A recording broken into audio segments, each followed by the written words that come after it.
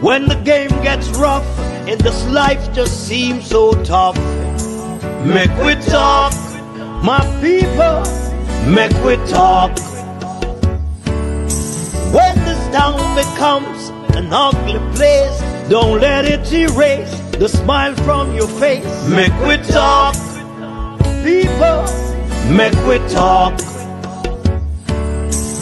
Conversation is the key, a guiding light for you and me. Spark a talk and you will see. Conflict solver A to Z. World leaders master the art of self-defense just by talk. So people, Mek Wi Talk. Hey, we're living in a world that on ourselves.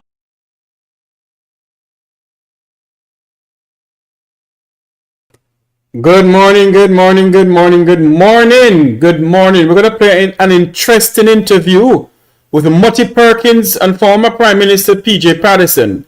And I want you all to listen to it, share this live feed. We're going to listen to some history about Jamaica and Jamaican politics. And we need to take heed, we need to listen and take notes of a political history that happened in our country. Something that many of us fail to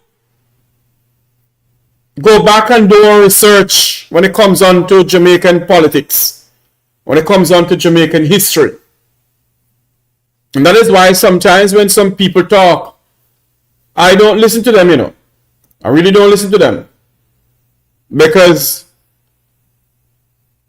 I know that I do my history and I know I do my research. And I want you to listen to something this morning. Listen to something this morning that will drag you back into the days and bring you back into today's political history in this country. Jamaica has come a far way. A far way in which many of us don't know. A far in which many of us refuse to admit. And that is why sometimes you have to go back to the days and listen to historians. Listen to a man like Wilmot Perkins. And I want you to listen to this interview with Mr. Perkins and the former Jamaican Prime Minister PJ Patterson. And what Mr. Patterson spoke about then is relevant today.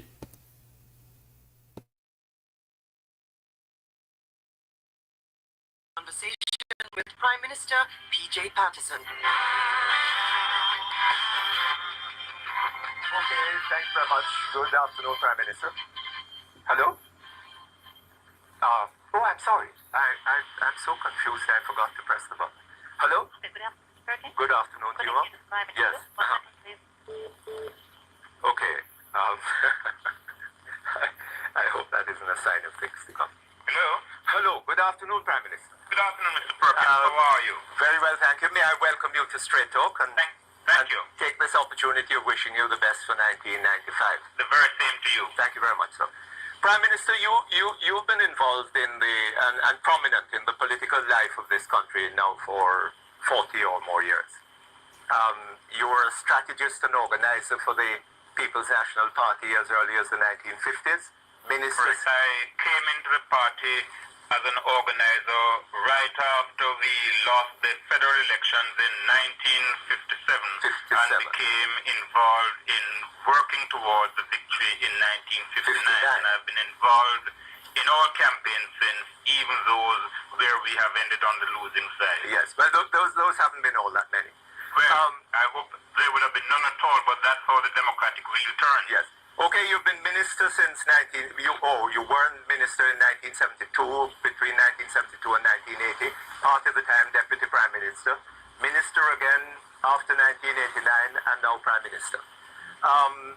You said you are well steeped in the political process of this country, well experienced. I would think that's fair comment. Yes.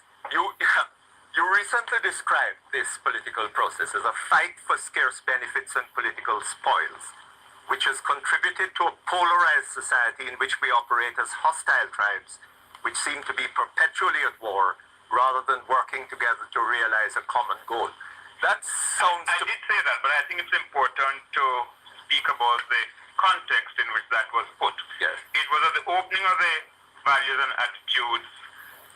Ever wondered what your home looks like from space? Enter your address and get a 360-degree satellite view of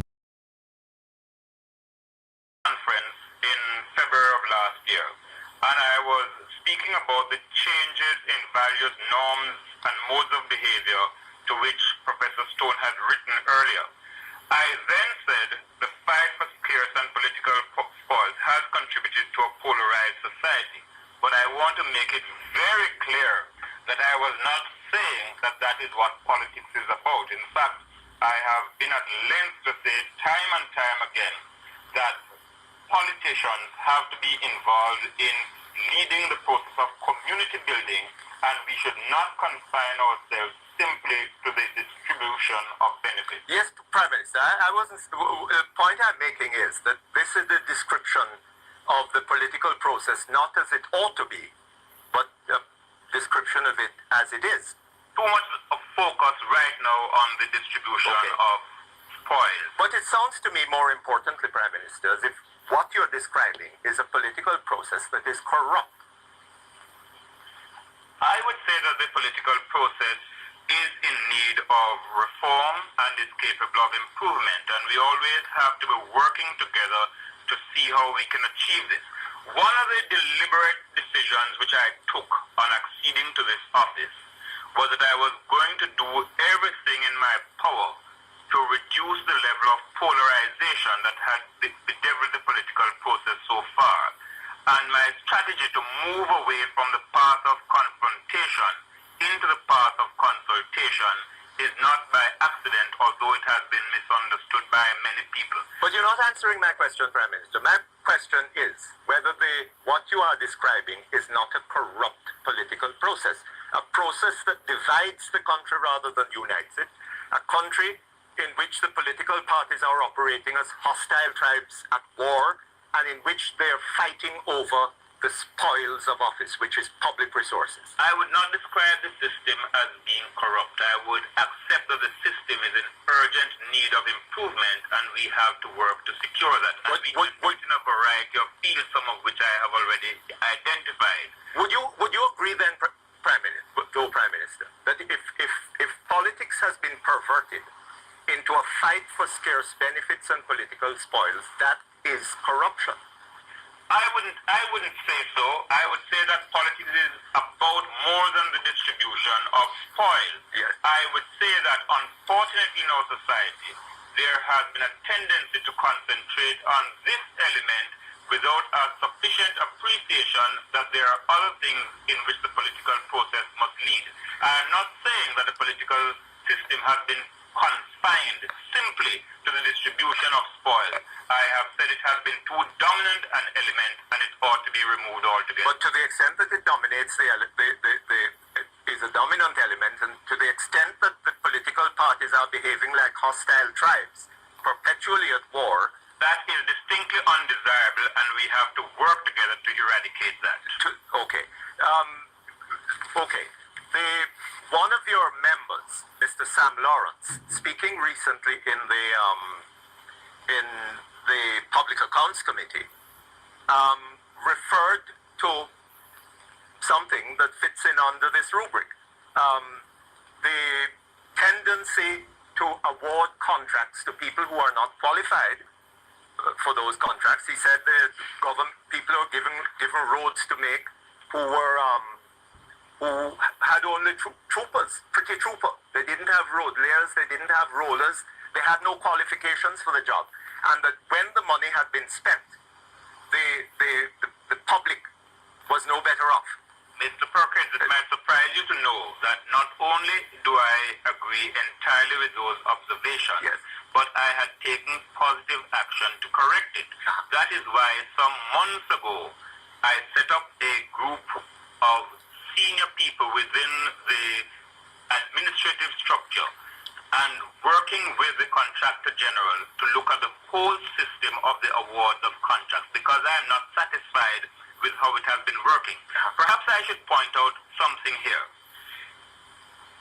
The cabinet is involved in the final stage for the approval of contracts, but politicians are not involved or ought not to be involved in the award of contracts. We have a contract awards committee that consists entirely of administrative persons and persons who are civil servants. It is they who make a recommendation through the ministries involved to the cabinet, which the cabinet approves. But I think that the criteria which they have been using are entirely wrong. They tend to focus primarily on the question of what is the lowest tender. I think there are other factors that have to be taken into account. What is the performance record of the particular company? What is its competence to undertake a number of simultaneous contracts all at the same time? What is their managerial and supervisory technical expertise? To what extent are they suited to work in the particular area? What is the machinery to which they have access? And in particular, what is the time frame within which they can complete the particular contract? Because I think we have to accept that overruns cost money. Now, the Auditor General has been talking about that, Prime Minister. He has been saying that contracts are awarded on one basis, and the basis of the... I want to tell you all something. Yeah, the former Prime Minister talk about cost overrun and Mutti talking about it too. You see what is going on at the Montego Bay Regional Hospital? Where some 80-something billion or 30-something billion dollars is still being spent at Regional Hospital. And all now that's why cannot be open. This has been going on in this country from time immemorial. From time immemorial, cost overrun by governments has been going on in this country, where taxpayers' money is being squandered and nothing is being done. And that's why this morning I decided to play some old clippings of the late Wilmot Perkins, and we all must learn something this morning. It's not now cost overrun going on in this country. It's not now. And a full time we the Jamaican people stand up and say enough is enough. Listen to some more of Mr. Perkins and PJ Patterson. Some more of it, please. Award change, and the money paid for the contract inflated out of all proportion to the original. And I'm saying, Mr. Perkins, yes, if that is so, it is something for which the administrative and technical sides are involved and responsible. It is not something that is attributable to the political directorate. Now, what I think we need to do is to have some overseeing competence to ensure that that doesn't happen. And I think we are going to need to bring in people from the private sector working with the Contractor General Department so that there can be a better supervision of contracts and that certification comes from appropriate persons before any Prime Minister. Prime Minister. I think you have Prime Minister. Could you tell me one thing? Yes. Are you saying that after all these years' involvement in the politics of this country, you don't know that My Spectrum services help simplify my day.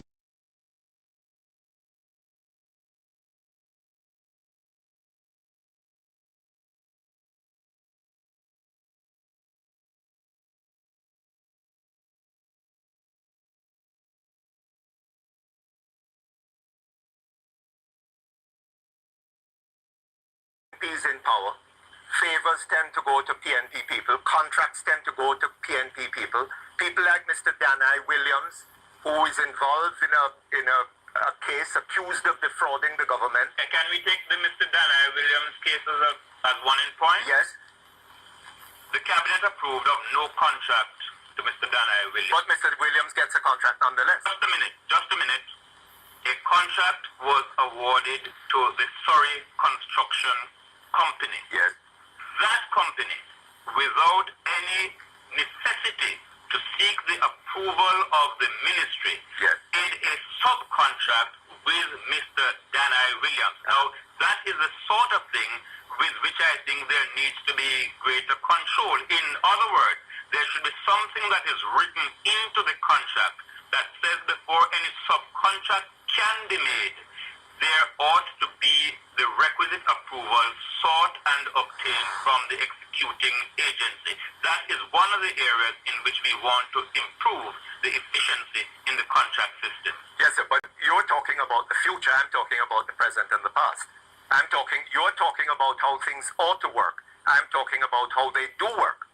I am saying that the cabinet and the Ministry of Construction awarded no contract to Mr. Danai Williams. At present, the system permits a subcontract to be awarded to him, and because we recognize that to be a weakness, we are taking positive steps to prevent its recurrence. So what you're saying then, Prime Minister, is that the politicians are innocent.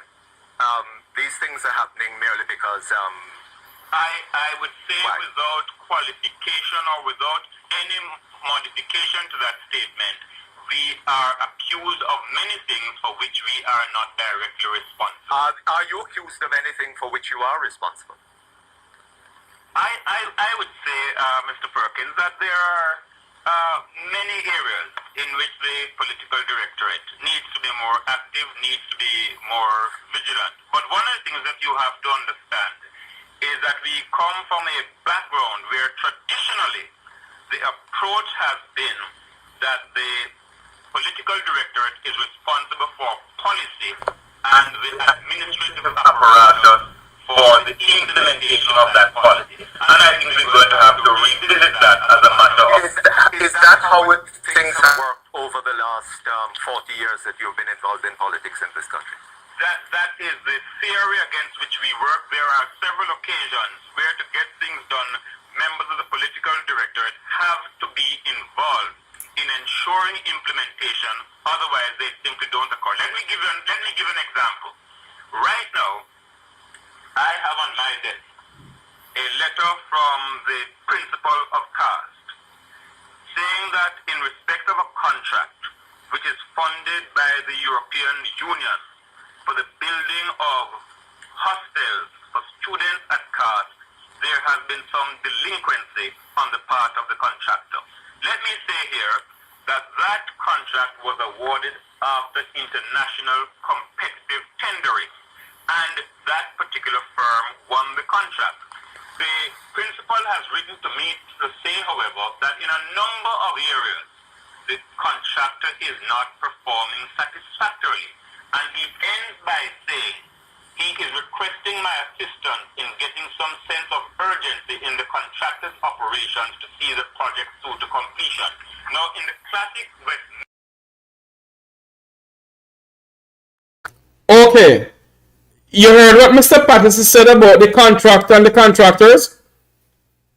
Have this Prime Minister gotten involved in the construction going on down by the Electoral Hospital to say enough of this now? To say enough of this now. This has to be finished. And tell them not one single red cent of taxpayers' dollars will spend anymore. No accountability. Not one single accountability towards what is going on now by Electoral Hospital has been made. Not one single accountability. And taxpayers' dollars is still being spent on a project that can't finish, where you have people down there who don't have any qualification to be at Cornerville Hospital working as a project manager. You have people at Montego Bay Metro have no qualification, but they're still working there. This is to show the level of corruption in this country. This is some more of Mr. Perkins. Minster model. That sort of request would never require the attention of the Prime Minister. Is the contractor a member of your party, Prime Minister? Is that why it is happening? I don't know who the contractor is. I see. I frankly don't know. It was as a result of international competitive tendering. It was not an award by the government of Jamaica. It would be something in which all nationals of European Union countries were entitled to bid. So you'd say that it is a matter of misunderstanding the role of the politicians, why people have the present attitude, that cynical attitude towards I politics. think we are wrongfully blamed for a number of things for which we are not responsible. And why the polls and the recent election results are showing that there is a disaffected body of persons out there, probably as large as 60% or more of the electorate, who have lost faith in the political process. I would say that that must be a contributing factor, but it is not by any means. You see how long Jamaicans have lost faith in the political structure of this country? This is from 2007. From 2007 and even further. Even further. The Jamaican people has lost all faith in the political system in this country. And that is why Jamaicans refuse to vote. Go down some memory lane, people. We're going down memory lane this morning. The great Wilmot Perkins. That's my mentor. Listen to him. Election. The vote that particular firm won the contract. The principal has written to me to say, however, that in a number of areas, the contractor is not performing satisfactorily. And he ends by saying he is requesting my assistance in getting some sense of urgency in the contractor's operations to see the project through to completion. Now, in the classic Westminster model, that sort of request would never require the attention of the Prime Minister. Is the contractor a member of your party, Prime Minister? Is that why it is happening? I don't know who the contractor is. I see. I frankly don't know. It was as a result of international competitive tendering. It was not an award by the government of Jamaica. It would be something in which all nationals of European Union countries were entitled to bid. So you'd say that it is a matter of misunderstanding the role of the politicians, why people have the present attitude, that cynical attitude towards politics. I think we are wrongfully blamed for a number of things for which we are not responsible. And why the polls and the recent election results are showing that there is a disaffected body of persons out there, probably as large as 60% or more of the electorate, who have lost faith in the political process. I would say that that must be a contributing factor, but it is not by any means the only factor. I think we have to recognize that we live in a changing world with a new society that is far more self-confident and that is much better informed about at every level how it needs to function. And in particular, people are demanding a piece of the action for themselves, and they want to run things, and they don't want to leave decisions affecting their daily lives to government or private sector bureaucracy. Prime Minister, could I ask you to hold for half a minute? Fine. This month end, Crichton Brothers has... Thank you very much, Prime Minister. Back with you, sir. Thank you. If I may just complete the point at which we left. Yes. I would say that this sense of disenchantment is not peculiar to Jamaica. It's happening throughout the world, including all the long-established democracies. In the United States, for example, in the last midterm election, the voter turnout was less than 37%. Quite true, Prime Minister. And I think we have to look at some of the factors which are responsible. But that is not typical for American midterm elections. Well, I think I should point out that here, no elections are on the horizon, and it's not therefore surprising to find that the level of interest in politics is not as high as it has been at other times. Well, the interest in politics was not in high at the time of the 1993 election as it was at other times. Oh, it is. And I should say this, that for those who are committed to the democratic process, as I am, any diminution of interest in the political process has to be a cause for concern. And I think it is the business of those of us who are in political leadership to try and see what we can do to correct that. But, Prime Minister, my own analysis, if I may allow to complete, is that as there are growing in aspirations to individual fulfillment, we require stronger social framework and an even stronger social consensus if we're to hold things together.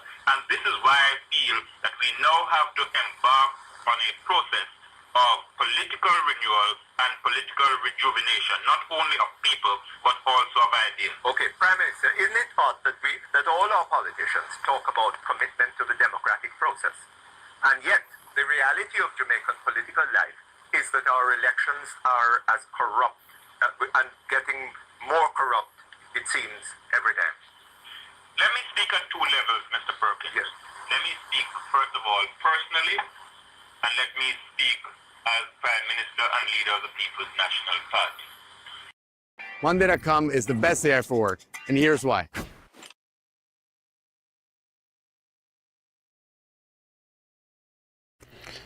You know, it's interesting to listen to PJ Patterson and Wilmot Perkins. Very interesting to listen to both of them. Very, very interesting. And I think we need to get some sense out of nonsense with this. Very interesting to listen to these men. Let's go back and listen to Mr. Perkins and former Prime Minister PJ Patterson. As far as my own election contests are concerned, my record is second to none. Indeed, in 1980, I lost my seat when various efforts were made to contrive things in my constituency that would result in violence or in any form of manipulation of the results. They were totally and successfully resisted. But Prime Minister, that's not an answer to any question. The fact of the matter is that violence is part of the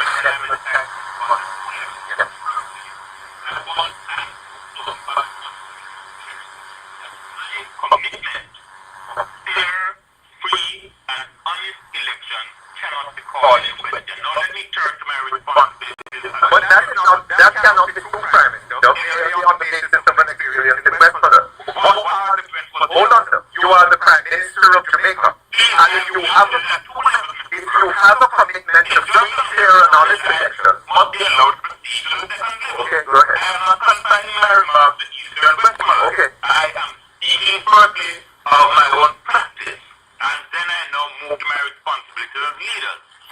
I have been very much at the heart of the process that sought to reform our electoral system in the 1970s by the establishment of an electoral advisory committee. Is that Some of the things which we committed ourselves to do were not done in the 1980s and still have not been done. On becoming the leader of the People's National Party and being elected Prime Minister, I set out very, very clearly our intention to complete the process. I am live. I'm playing a rebroadcast of Wilmot Perkins. Committed to an electoral system that is free, that is transparent, and that allows the democratic will of the people to be expressed. when will we have such a system in place? The Electoral Advisory Committee has been considering the improvements that can be made short term. Those have already been accepted by the government and are being implemented. It is then looking at the medium term and in particular as to whether an electronic voting system is the answer. We await their recommendation because as a result of the decision we have taken, it is not a matter for unilateral action by the government.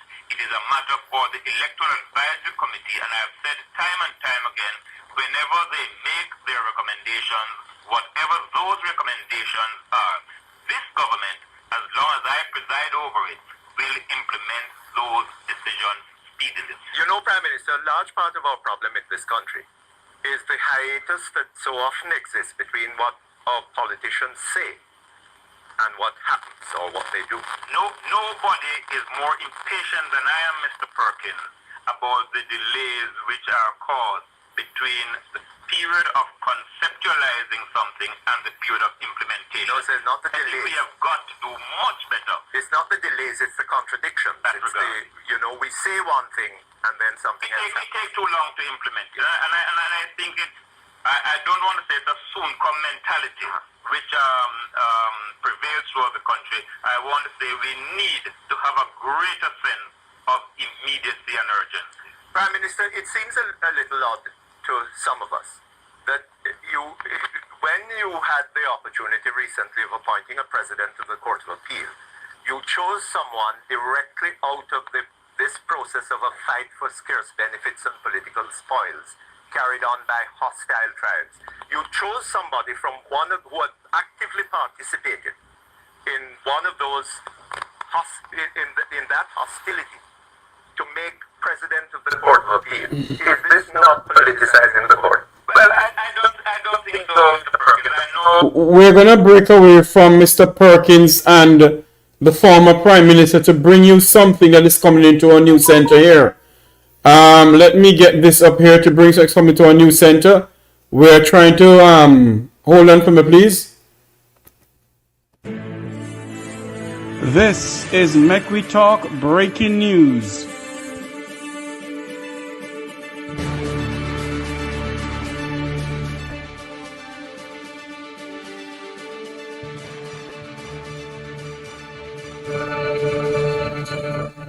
Unconfirmed report reaching our news center that 300 doctors and nurses are set to be sent back to Cuba. Mek Wi Talk News understand, it is unconfirmed, that some 300 doctors and nurses are set to be sent back to Cuba. Unconfirmed report reaching us that there are some 300 doctors and nurses from the People's Republic of Cuba are set to be sent back. We all know that Cuban doctors and nurses are in Jamaica. The Jamaican government has not come out definitely to tell us if they're going to send back the doctors or nurses. But what we're hearing now, it is unconfirmed, that some 300 doctors and nurses are going to be sent back to Cuba. We're working our channels to find out if it is so. Unconfirmed report reaching our news center that there are some 300 doctors and nurses are going to be sent back to Cuba. As soon as we get more news, we will pass it on to you. We go back to regular programming. This is Mek Wi Talk breaking news.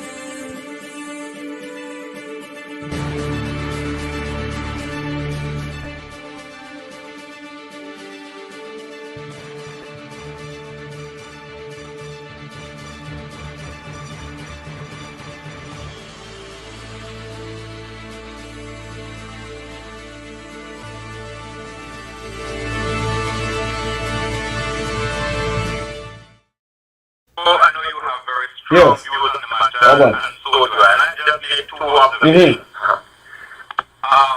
No, you're not. It is a part of the parliamentary and judicial culture.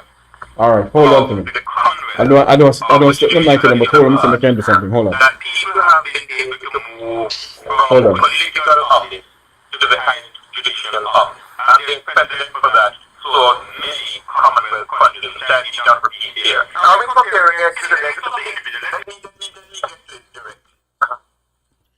We interrupt this program to bring you some more news. We have on the phone here Conrad O'Brien. I hope you can hear him. Conrad, welcome to the program. Mr. Tavares, how are you doing, Jeffrey? I'm doing well. I hope our listeners can hear you. Listeners, let me know if you can hear him. Those in the chat, let me know if you can hear Conrad O'Brien, please. Conrad, go ahead. Jeffrey, I heard your breaking news story just now, and I must tell you that I have been inundated from last night into this morning with this story. I myself am trying to get some confirmation on the story as it relates to the health professionals out of Cuba that are here in Jamaica. Of course, we know that through the People's National Party over the last 50 years or so, there has been a pact with the Jamaican government and the People's Republic of Cuba, where they have been good to us. They have been assisting us with medical personnel, not just doctors, but technicians, nurses, etc., etc. And you know, we understand what came out of the United States of American government, you know, pushing back for countries who have the healthcare workers to actually send them home and whatever. The truth is that we have not gotten. We heard from our government that no, they are not sending back Cuban workers, not in a definitive way. However, we get a sort of roundabout discussion on it. However, the info is reaching me is that about 300 of the health professionals that are here, and again we have 400 plus here, are being sent home. We heard from the Minister of Health, Dr. Christopher Tufton, saying that what happened, the contract of these workers have come to an end. Hold on to me, Conrad. But this look very ironic or very fishy.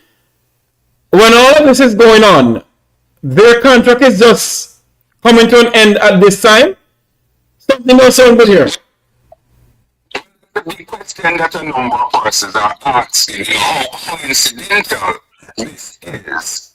And, you know, I obviously I don't have the detail of a contract to say time schedule or so, but certainly that's a question that is on a number of people's lips, you know, as to how ironic and how coincidental this is. However, there's also another thing that's saying that equipment and whatever is being packed with the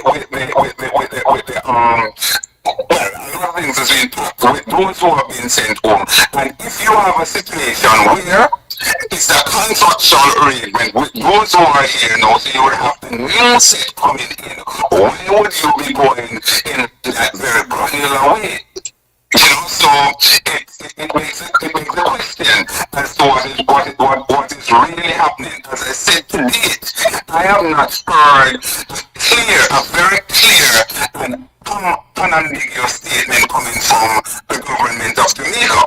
And indeed, Jeffrey, I am saying here, and I'm saying this here without fear or favor, that if the government of Jamaica is acting in what I'm prepared to say, a draconian way in sending home health professionals who are here in Jamaica out of Cuba with our health system limping along. People are still lying on cardboard in our hospitals. People are waiting hours before they see a doctor. There's a young lady who spoke to me this week, and she said that she went to the hospital, she fell and she hit her head. She went to one of our hospitals, she went there 7 o'clock in the evening, and she did not see a doctor up until 6 o'clock the following morning. She had to leave and go elsewhere. So that is the situation. We're still having a number of our people who are there in a wheelchair for hours, not seeing a doctor, not getting a bed, and so on. So can you imagine if you're really taking out, hold on Jeffrey, one sec, if you're taking out this amount of medical practitioners, medical health workers out of Jamaica, then it makes the question as to what will happen. And before you come in, Jeffrey, I just want to say this finally, that if you have an arrangement where your contracts come to an end, then my understanding is that you should be looking at bringing in those. So if 300 is going out, then 300 should be coming in. So we await those information. If these 300 are leaving, even if their contracts are up, are there the arrangements in place for that 300 replacement to be coming in? That's a very good question. If you're just joining us, those who are just joining us, we interrupt this program because we're playing an old tape with the late Wilmot Perkins and former Jamaican Prime Minister PJ Patterson. If you're just joining us, we have some breaking news to give to you. This is Mek Wi Talk breaking news. Unconfirmed report reaching us that over 300 nurses and doctors are set to leave Jamaica for Cuba. Thus, over 300 doctors and nurses from Cuba are set to return home from Jamaica. We have on the line none other than our well-known journalist and talk show host Conrad O'Brien. Conrad, tell me something here though. If this is the case, Conrad, why is it that the Minister of Foreign Affairs and Foreign Trade will address the nation about this? Or the Prime Minister? Well, and that's what I'm saying. The country is, certainly, I would think, deserve, whether it is contracts are up, people are leaving because their contracts are up, going back to Cuba, or it is the government sending back these people because of the conversation coming up out of the United States of America.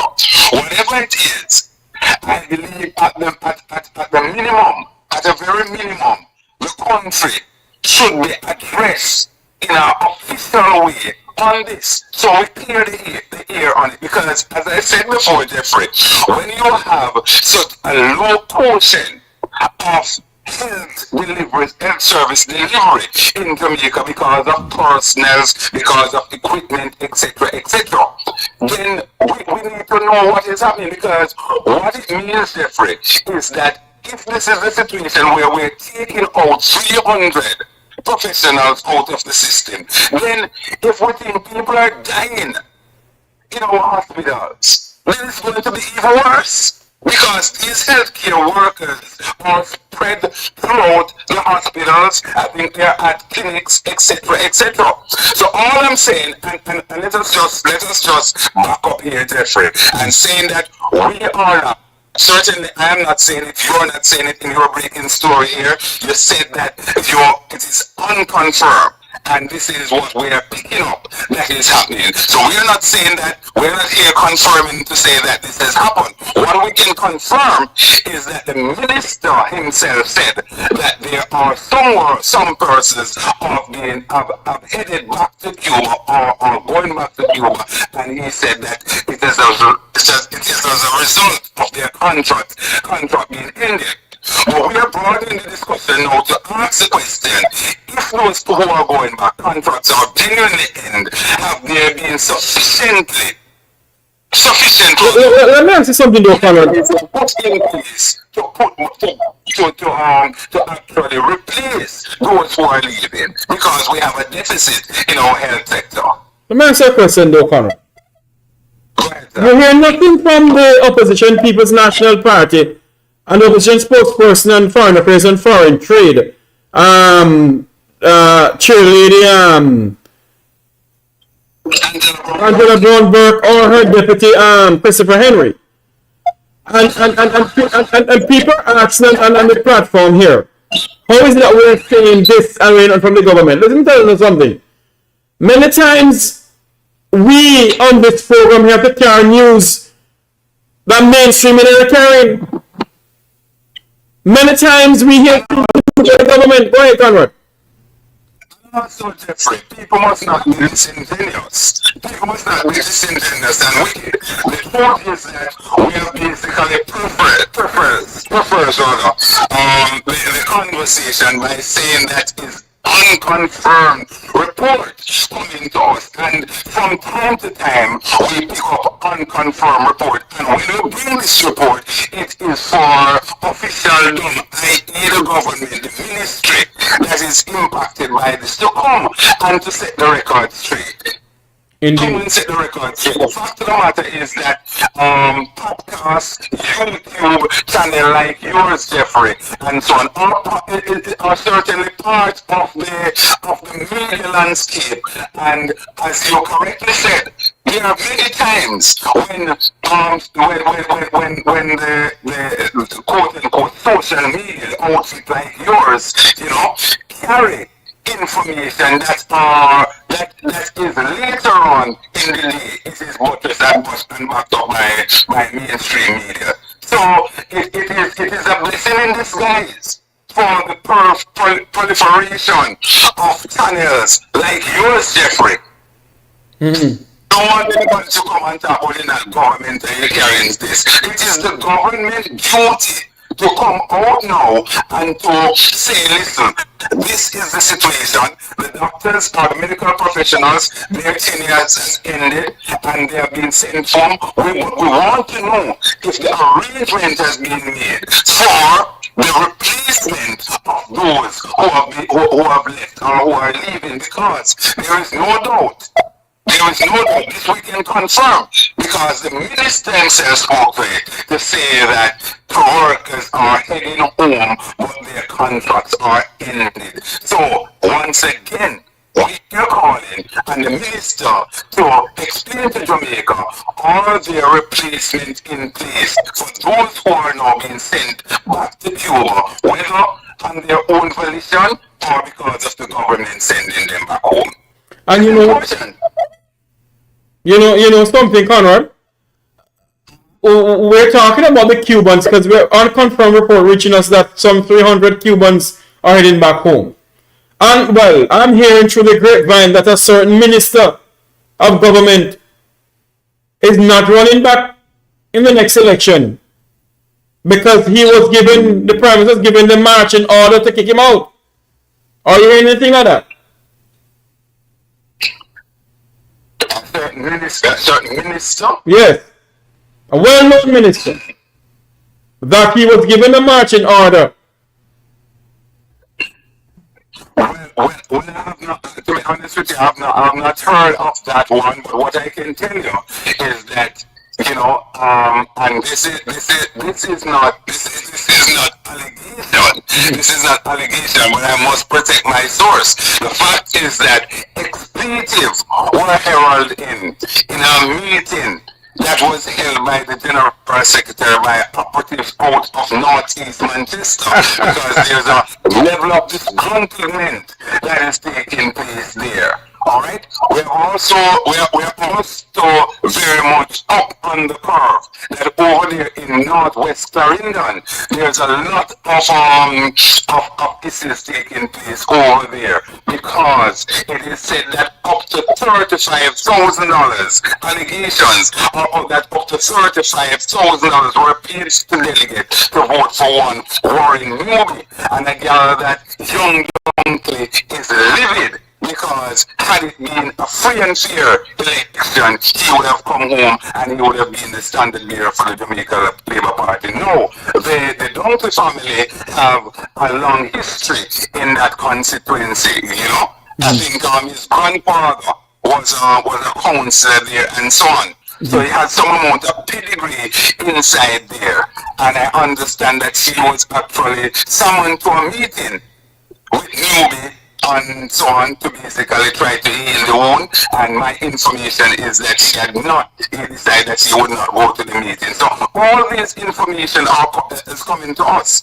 All this information coming to us, and we continue to sift through them. Have you? I can't disclose my source, obviously. No, please don't. Have you heard that the deputy prime minister, deputy minister of defense, and the country's current Minister of National Security, I'm being told that he's not running back in the next election. Are you aware of that? no confirmation, but it comes up from time to time that Minister Tang will be going home. He has expressed that desire from even in the last election, but for some reason he stayed on. So I would not be surprised. I would not be surprised at all if he is not going back. Would not be surprised at all. He has been at it for some time, and maybe he wants to go home and rub the head of his grandchildren. Or great grands. Indeed. Conor Bryan from Newport, Nigeria, from speaking to us about unconfirmed report reaching us that medical teams, some 300 doctors and nurses, are being sent back to Cuba. Unconfirmed report reaching our news center that some 300 doctors and nurses are being sent back to Cuba. We're working our sources to find out. Hopefully we can get some news. Let's broaden it to health professionals to include technicians, nurses, and doctors, because the Cubans are in more facet than just health, than just nurse and doctor. They basically, and that's why they are so important, because they cover the entire spectrum of the health sector here in Jamaica. Well, let's watch and see, Jeffrey. And in closing, I'm saying that if this is true, that 300 persons are leaving or have left already to Cuba, and they have not been replaced, certainly our health system that is already under pressure is going to come under even more severe pressure. And the government of Jamaica owe it to us, the people, to explain to us. We are not saying that it's a confirm. We are saying that this allegation, this is an unconfirmed report that we're picking up from our sources. Thank you very much, Conrad Bryan, from News Talk 93. Conrad, before you go though, get in 5 minutes. In 5 minutes, what's your take on Marco Rubio visit to Jamaica?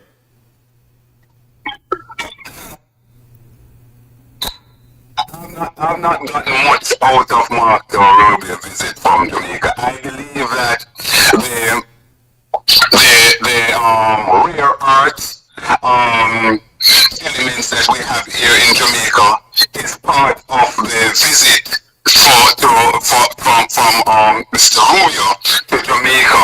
We have not gotten anything on that, but certainly when you look at what is taking place in Ukraine, in that area, over there in Ukraine, and I think Ed Boy have basically alluded to that on my program as well, and it's making a lot of sense, because our rare earth is certainly on the surface, so it's easily accessible. So, and the United States is really wanting to delve deep into that. So maybe that's a part of the private discussion that they probably had there. I'm speculating.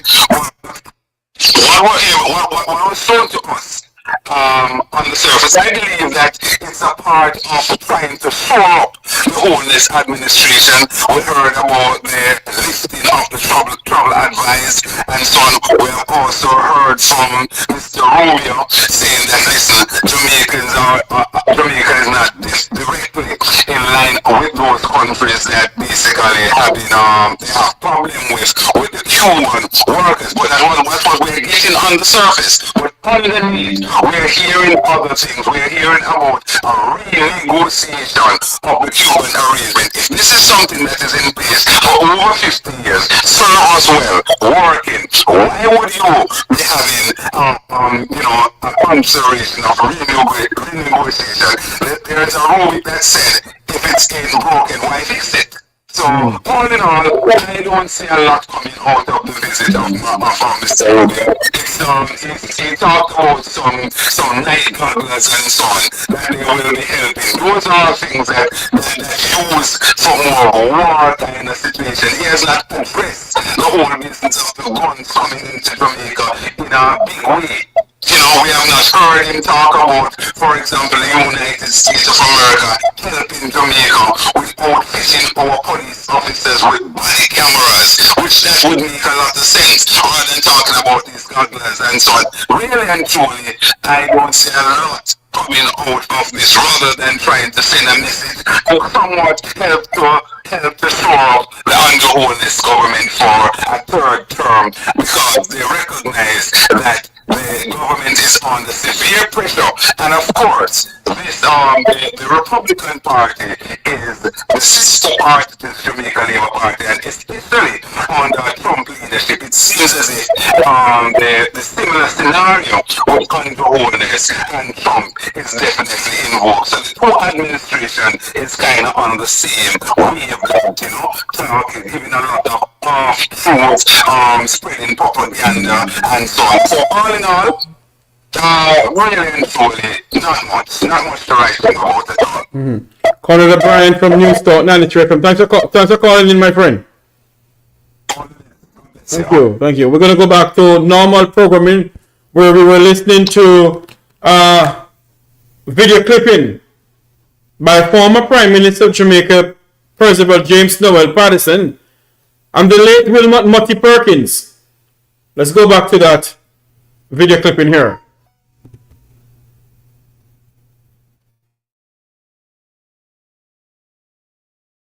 He was appointed not because of political connections. He was appointed because, in my judgment, and I have the constitutional responsibility to do so, he was the person most capable with the erudition, the experience, the integrity, and the imagination, the judicial imagination, which is required to provide leadership in our appellate court at this time. Okay, Mr. Prime Minister. And I think his performance since his appointment has vindicated my decision. Prime Minister, you were a member of an inner cabinet group that monitored the issue of whether a state of emergency was to be declared in 1976. That's correct. Yeah. Mr. Rattray was a member of that inner cabinet. I think so. I think so. I'm prepared to accept that. We have it on the authority of Mr. Manley that when the decision was taken to declare a state of emergency on the Saturday, the 19th of June, that the reason for doing it on that day had to do with the fear of a Russian ship type story being put out by the Labour Party. And that the power to declare a state of emergency was used to anticipate that announcement being put out by the Labour Party. Was that a proper use of governmental power? Was it an abuse of power? And if it was an abuse of power, was it an abuse in which Mr. Rattray took part for partisan reasons? And would it be right to have such a person as President of the Court of Appeal? Let me say this. The decision to declare a state of emergency was based on the recommendation of the leaders of the security forces at that time and the intelligence available to them. The government took a decision to act in accordance with their recommendation.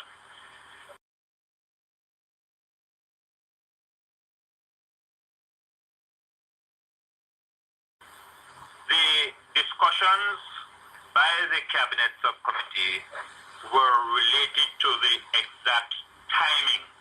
Should it be on the weekend or should it be during the course of the week that was approaching?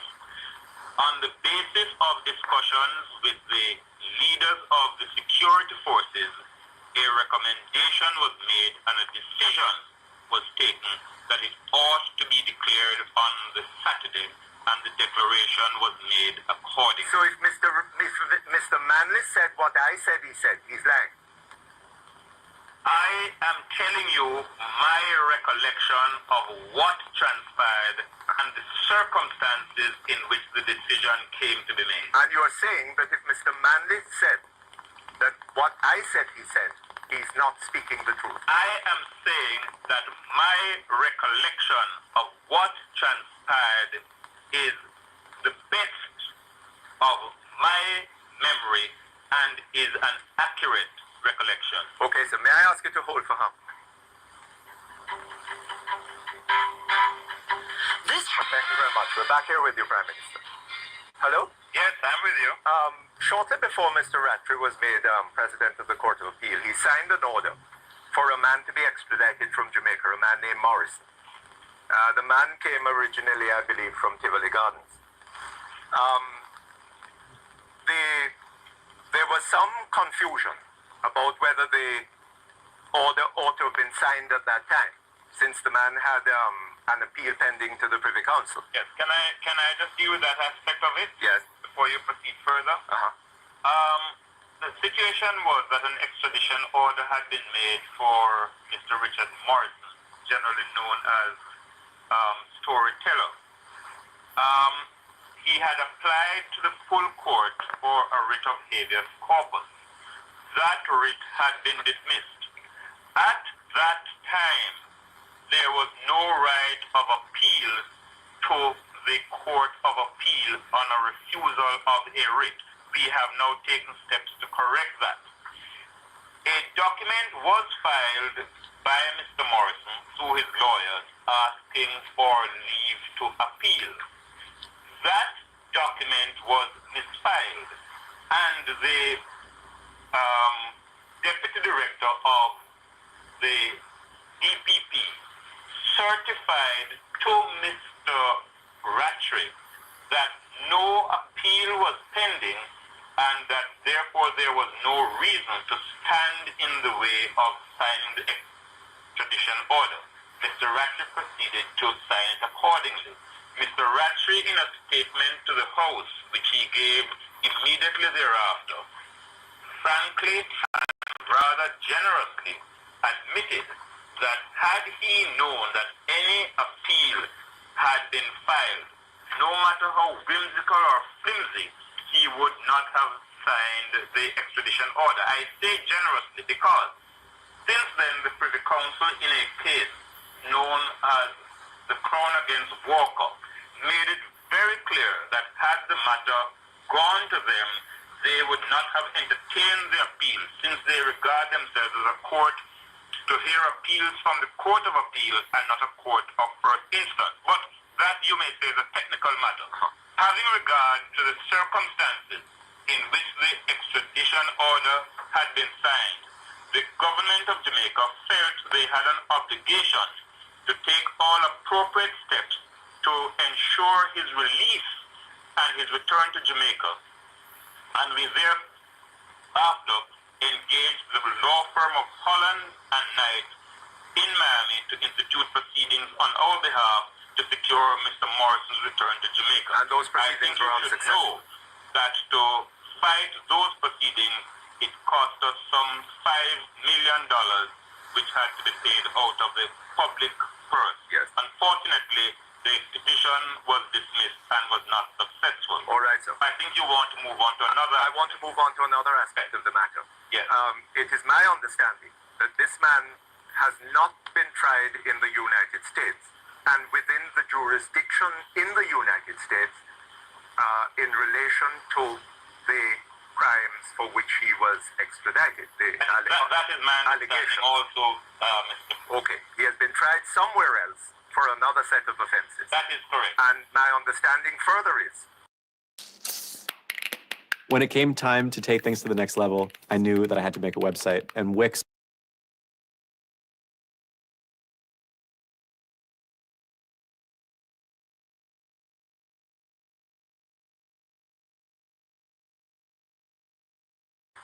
prosecutors have expressed an intention of not proceeding with the extraditable offenses. I have heard something to that. Okay. Now, what, may I ask you, sir, is the position of the government of Jamaica on that? The government of Jamaica is of the view that if Mr. Morrison was not tried for an offense for which he was extradited, it breaches what is called a rule of speciality, which is a fundamental provision of our extradition treaty. We are taking steps to ensure a confirmation of this, and I have given instructions to the Attorney General that working with the Ministry of Foreign Affairs and getting whatever information he can from the local and foreign lawyers who represented Mr. Morrison, a submission should be brought before the cabinet outlining the situation so that the appropriate consideration can be given by the cabinet as to what are the implications of this to the treaty which is presently in existence. May I ask you this then? What happens in the meantime in relation to other pending extraditions? Does the government continue? That is a matter which the cabinet would have to consider very, very seriously. And I would say that before the Minister of National Security would sign any other extradition order that is pending, he would have to be absolutely satisfied that in no circumstances whatsoever would there be a repetition of the breach which occurred in the Morrison case. I should just say one thing, Mr. Perkins, which might not have come to your attention. Yes. Originally, there had been two separate applications for the extradition of Mr. Morris. The first one, which was not proceeded with locally, is the offense for which he was tried. But that was not the basis on which he was extradited, because there was no proceedings in Jamaica to finality on that regard. For some reason, the Americans thought that Mr. Morrison had been extradited in respect of both requests, and that is the reason they urge as mitigating for having proceeded to try him on an offense for which he clearly was not extradited. But that is a matter which we have to pursue both through legal and diplomatic channels. One of the surprising things to me, Mr. Perkins, is that the lawyer who represented Mr. Morris in the proceedings in Florida did not seem to take the point that Mr. Morrison was not properly before the court because he had not been extradited in respect of these offenses. But that, I'm afraid, sir, is a point that the American courts are not going to take, because there's a Mexican case. I must accept your observation in that regard, having taken note of what they did in regards to the case in Mexico. Yes, where they're saying once the person is before you, it doesn't matter how the person came there, we are going to exercise the jurisdiction to try that person. But as I must say, it has very, very clear adverse implications to the obligation under the extradition treaty, and those have to be pursued at both the legal and the diplomatic level. So what you're now telling me, Prime Minister, is that you have had discussions with the Americans about it, and that the Americans have offered an explanation. Exploratory discussions have taken place. They have not been finalized. We are not satisfied as to the explanations which have been offered, and we are pursuing the matter further. Okay. Prime Minister, the matter of casino gambling has recently been in the news. The matter was discussed at your NEC meeting last week. That is so. And a decision was made? Insofar as the party is concerned, yes. Yes.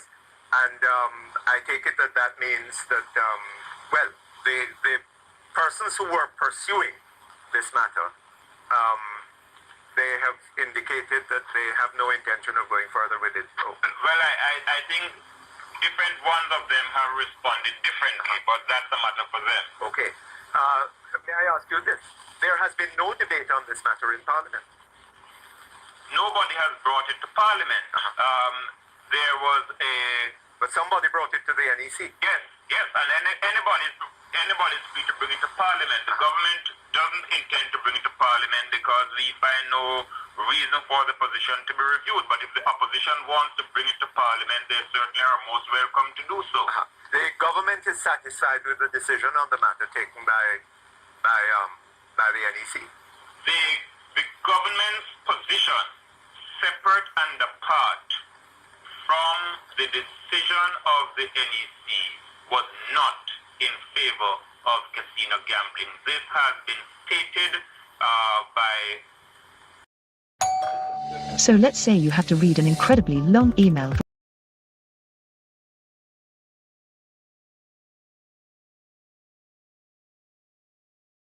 Minister, and in response to a question asked in my incumbency by Mr. Golding, the Minister of Finance, under whose portfolio the responsibility lay for betting, gaming, and lotteries, confirmed that the government did not find any reason to modify its view.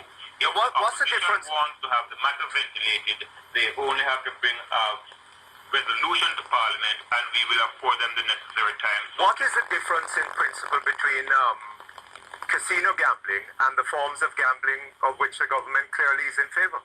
Let me say this, Mr. Perkins. The fact that smoking is injurious to health is well known. One does not ban the smoking of cigarettes. The more you smoke, of course, the greater is the risk of injury. It doesn't follow, however, that because the smoking of cigarettes is not prohibited by law, that the smoking of ganja should be legalized. There's a great big difference between the sort of gambling which takes place and which is permitted under the Betting, Gaming and Lotteries Act from that which is contemplated by the grant of a casino license. What's the difference? No, let me tell you. Nobody travels from the United States or elsewhere to come to Jamaica to play slot machines or to indulge in betting in local horse racing. Casino gambling is something which is not incidental. It is something which is the center of promotion for those destinations in which casino gambling exists. And one has to be very, very careful, especially at this time. What is the image of the destination which we seek to promote? So are you saying, Prime Minister, that if Caymanas Park should become eminently successful and the racehorse breeding industry in Jamaica become very successful too, and people come all over the world to attend race meetings at Caymanas, you consider banning it? No, I didn't say that. I didn't say that. What do you say? I am saying that casino gambling, unlike horse racing, is not incidental to anything. It is the centerpiece of something. In the case of but horse Caymanas racing, Park would then be the centerpiece of the Jamaican attraction. in the case of horse racing, Yes. there are many people who go to horse races not for the purpose of gambling, but for the spectacle of seeing horses run. I myself, I don't go to many horse races, but whenever it is being shown on television, I'm an avid watcher of horse racing. Though I don't spend a single cent on betting on horse racing. Are you opposed to gambling in principle? A big difference between horse racing, sport, and casino But gambling. people go to casinos to watch the shows, I'm told, at Las Vegas. But you can have shows. You can have shows with spectacular entertainment. For example, Mr. Perkins, as a man of the world, you know that one of the best places of entertainment is in Paris, which is not attached at all to casino. I don't know too much about it. It's a spectacle that people from all over the world Yes. go to watch and enjoy. But you're opposed to But gambling. these are not connected. Are you opposed to gambling in principle? No. No. I am not. I certainly, PJ Patterson is not opposed to gambling. No, I'm talking about the government now. The government is not opposed to gambling in principle. The government is opposed to casino The gambling. government is saying that at this present time, How about a board game?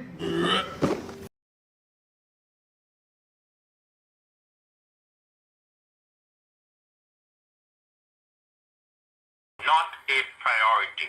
And when one balances what might be brought in terms of income from casino gambling with other risks which are involved, it simply is not worth. What are these risks, Prime Minister?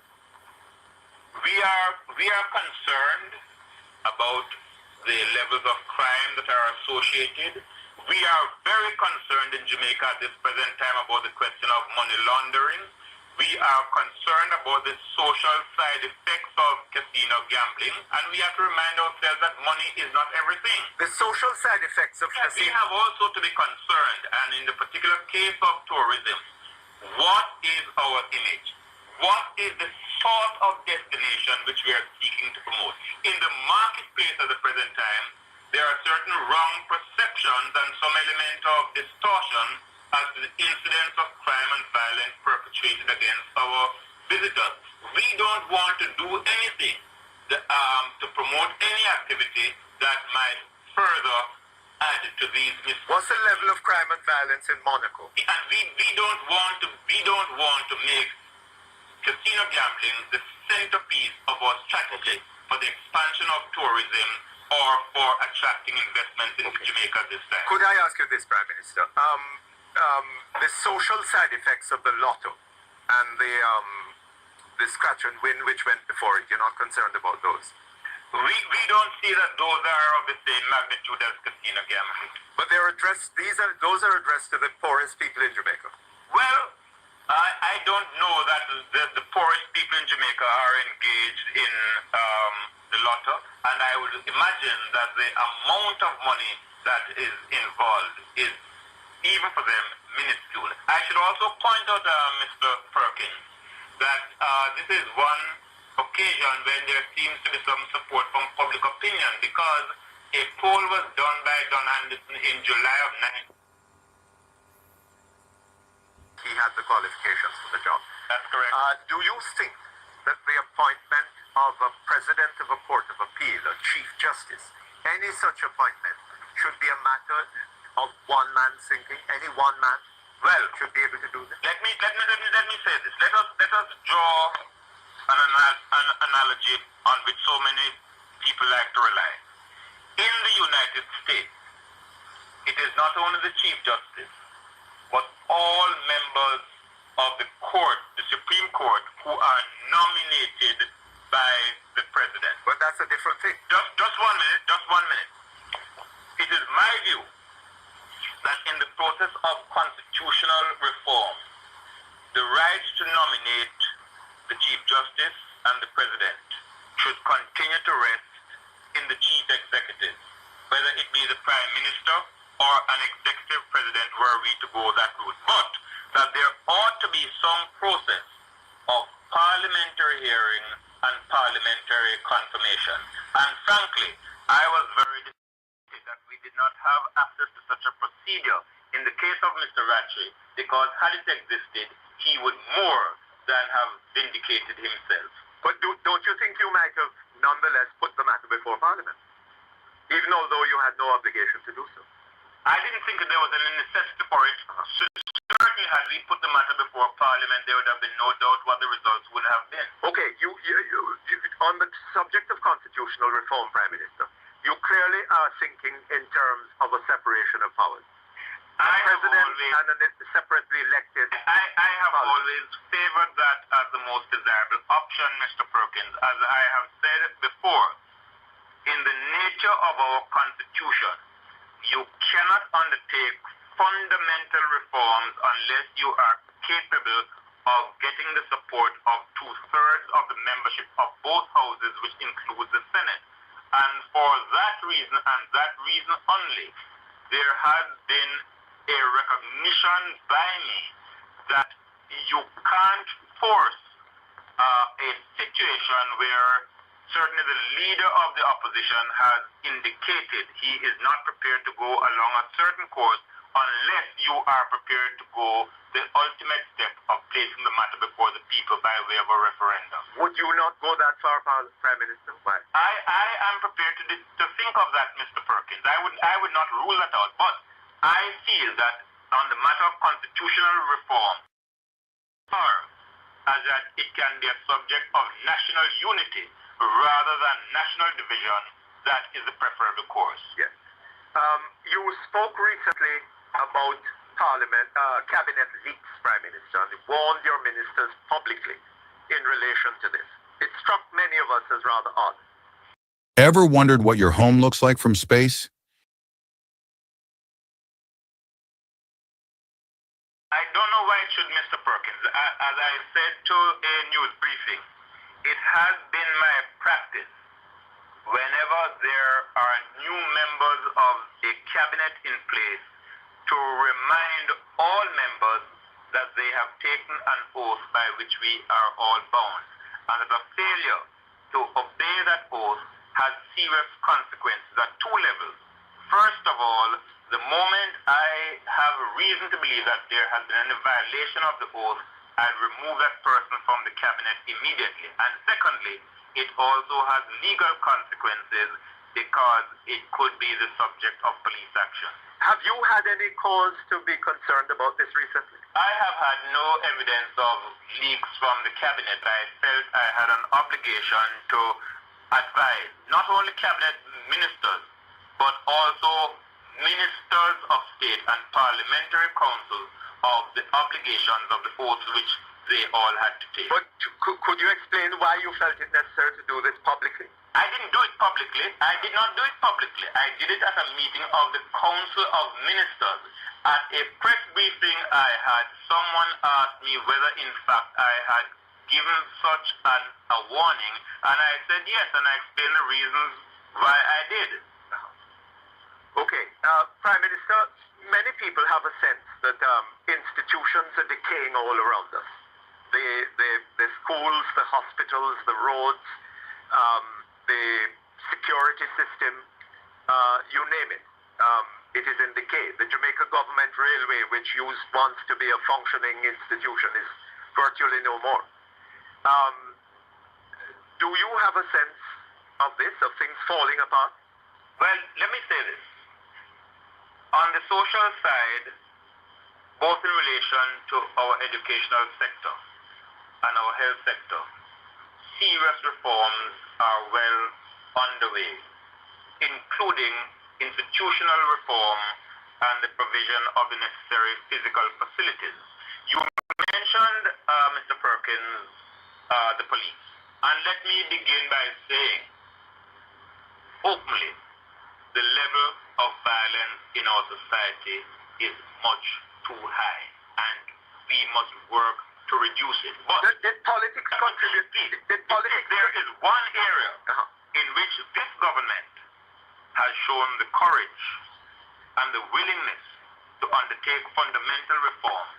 It is in relation to the operation of our security forces, and that is evident to any person who is prepared to assess the situation objectively. Are you speaking of the appointment of Colonel Macmillan? Well, as a beginning, certainly yes, but it didn't stop there. But one of the things that has happened, Prime Minister, is that Colonel Macmillan has attempted to implement a number of initiatives, and at every point he finds himself blocked. I don't know that is true. First of all,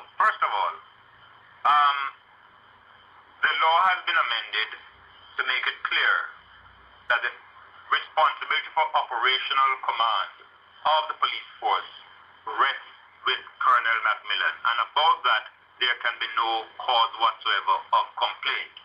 In terms of the transfers of police officers as a result of a ruling by a previous Attorney General in the 1960s, it had been suggested that the Commissioner of Police did not have that power relating to gazetted officers. We have had that ruling reconsidered, and it is very clear that he is entitled to exercise those powers, and he has been so advised and is in a position to implement them.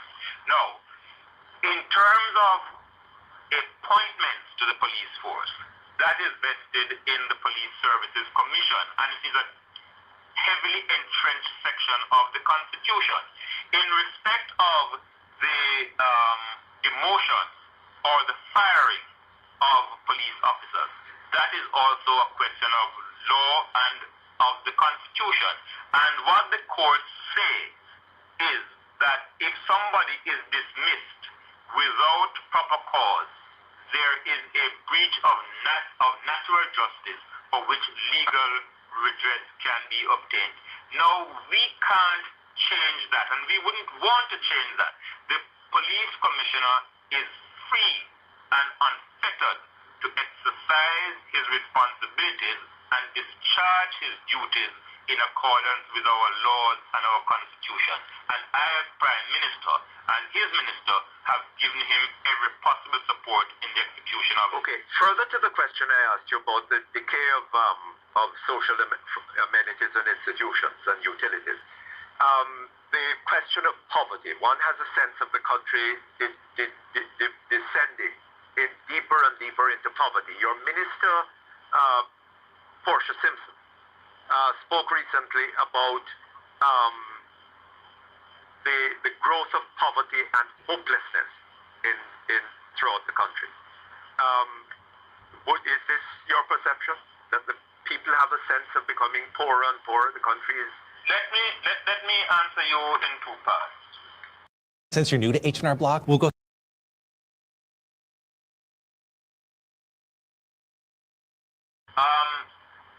With the move to a market economy and with the adjustments that have had to be made to ensure that we are competitive, and with the decline which our dollar suffered, there is no doubt whatsoever that certainly in 1991 through 1992, the burden was very heavily felt among the poorest in our community. And also that for the first time, we had to begin to watch the creation of a new category of poor, those who were unemployed but poor.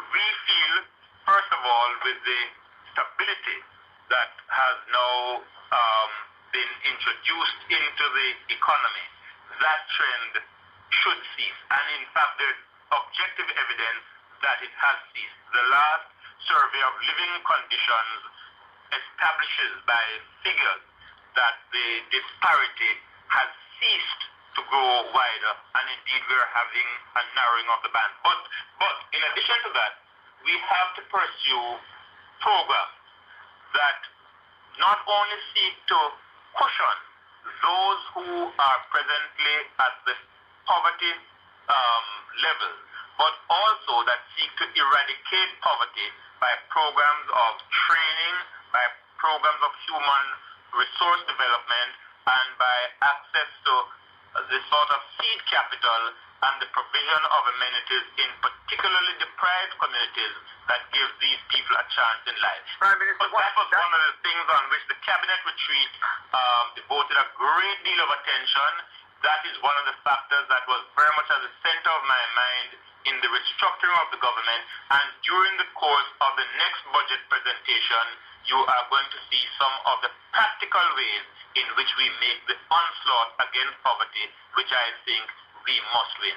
Prime Minister, are you going to be able to win such an onslaught, any onslaught against poverty, without massive investment of a type that we have not seen in this country for a very long time? We are going to need to attract massive investment. And you said recently. I would simply say this. The first thing that we had to do was to arrest the slide. That we have now done. And all the signs point to the fact that we are in a period of sustained economic growth from here on in. It is because of the importance of attracting investment why I appointed a Minister of Industry, Investments and Commerce. I added the word investments to emphasize the focus and the priority which we need to attach on this area. And when I speak about investments, I'm not only talking about external investments, I'm talking about local investment. And when I speak about local investment, I'm not only speaking about big local investment, I'm speaking about medium-sized and small business investment. And that is why, for the first time, all the small business development agencies and all micro enterprise development initiatives are concentrated under one single ministerial umbrella. Prime Minister, you think the climate is right for investment now in Jamaica? I would say it is not perfect, but it is certainly much better than it has been for many a year, and we have to keep on working to remove all the factors that are not conducive to investment, including a continued effort to reduce the bureaucracy, remove red tape, and expedite the time frame within which we take decisions to give final approval so that investments can proceed. Good luck to you, Prime Minister. Thank you. Thank you very much. Good luck. And I hope that now that the ice is broken, you will come back. I will return. Okay, that brings us to the end of Straight. My gratitude to Michael Koff for his generosity in allowing us some more time. We'll be back here with you tomorrow, usual time, 10:30. Look forward to your company. So long.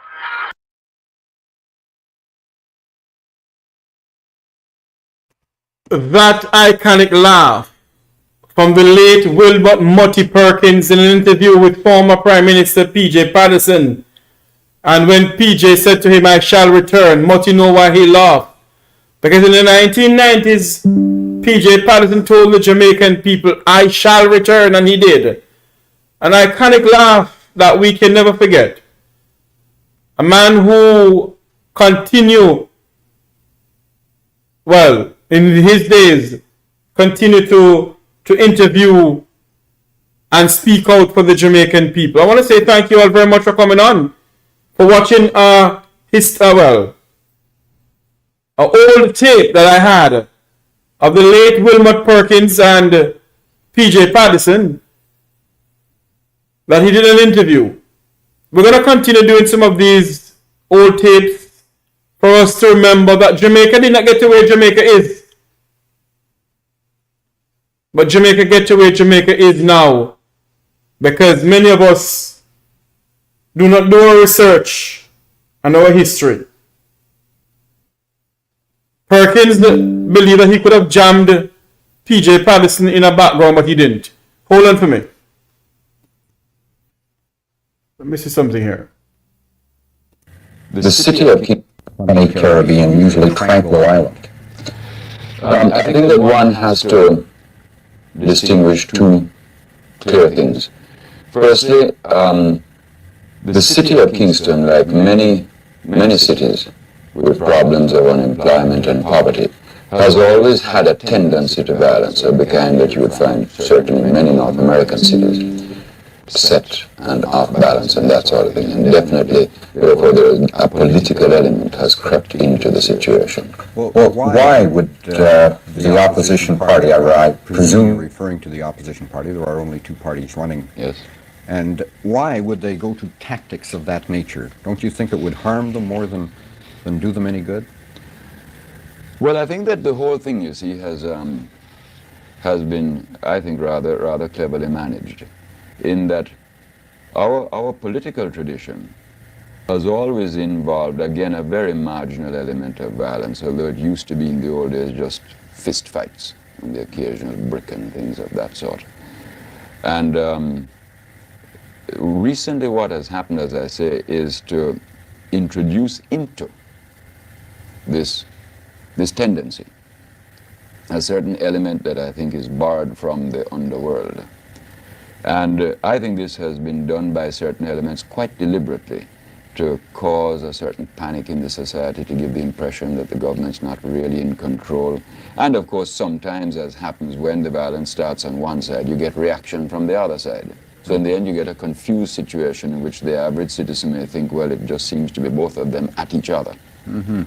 So that one gets a cloak under which really to work the plan.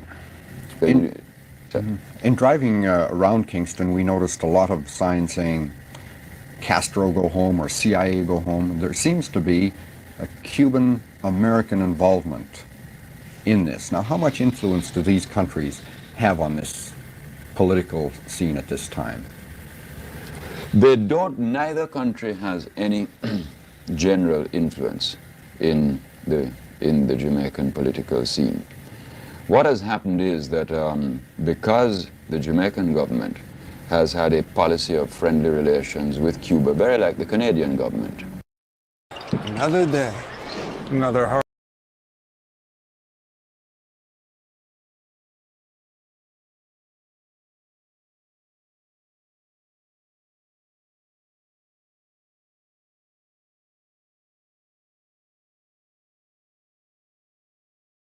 With Cuba. we have been charged by the more right-wing extremist elements of our opposition with all sorts of propaganda in what has really been an orchestrated communist smear tactic. Very unfair. We're not communists. We're very much a sort of social democrat group, democratic socialist group. And these smear tactics have been worked, which accounts for the Castro go home kind of slogan. And then, of course, there has been a certain tension in certain elements in the United States of America about our relations with Cuba, as indeed there is tension in America towards Canada's attitude towards Cuba, as you know, is not approved of by the State Department. And so somehow all this has got escalated into a series of charges and countercharges. Well, is there some financial involvement, say, from the Cubans to your government and from the Americans to the opposition? No. Well, I can't speak for the Americans with the opposition. There's no financial involvement between the Cubans and us, none whatsoever. The Cubans are investing here, though. They're like building a school. Well, that really was a gesture of solidarity. It's very much a, you know, there's a new thing emerging in the Third World, where Third World countries often do things for each other on a cooperative basis in a manner that I think is quite new in world experience and very interesting. We, for instance, are helping them with quite good at, like tourism. We send teams for no charge to help them organize their new tourist industry. And also we have been one of the countries here who has, I think, shown courage in standing up for Cuba's right to be accepted as a normal part of the Latin American family. And I think that they appreciate this, and as a gesture of solidarity, offered to build this school as a sort of reciprocal gesture, which of course became a subject of propaganda. Yes, why would they be so touchy, though, for people to take pictures of a project like that? Well, you see, because they've been, the fact that they're building this school has been the subject of a lot of unfavorable comment in the American press. Right-wing elements in Jamaica have been very nasty about it. And they, after all, you know, have a very unfortunate experience with the CIA, as I'm sure you know. And they have had their own embassy. Yes, in recent times, for example, their embassy has been attacked twice here by extremist right-wing elements. And I think that this tends to make them very sensitive and therefore touchy, as you said, touchy about the situation and very careful. And, you know, with the state of emergency on, they would be particularly, I think, cautious at this time. What about Canadian investment in Jamaica? I understand it's about $300 million. And with the swing toward socialism or perhaps eventual nationalization, what sort of situation are they in now? Is it a precarious thing for them, or? No, we have very good relations with Canadian capital generally in Jamaica. We've found them to be good corporate citizens. The banks, by and large, cooperate with the government very well. We really haven't had any problems in that. And with one of your major investments, of course, which is the Alcan operation here, we, as you know, are in the middle of a major revision of our whole bauxite strategy, because this is our critical basic resource. It's the one really big thing we have going for us, apart from tourism. We have our people, we have bauxite, and we have tourism, and we have sugar. And our negotiations with the Alcan group to work out a new relationship between them and the Jamaica government are going very well, and I think are getting quite near to an amicable settlement. One of the, I should have asked this along with the first part of the interview, but one of the reasons I got for the, if I may call it, terror and unrest here, was the unemployment factor, and the fires and things that have been going on in a very poor area. Do you feel that perhaps it's because of these poor people and the unemployment rate that has... No, absolutely not. Absolutely nothing to do with it at all. What that does is to create a tense situation. But the actual terrorism is manipulated. And it really is very easy to demonstrate this, because some of the problems that we have had have been small groups of gunmen who operate from quite expensive Toyota cars. Now, when you own a Toyota car and the three of you work from that, I don't think you really are poor.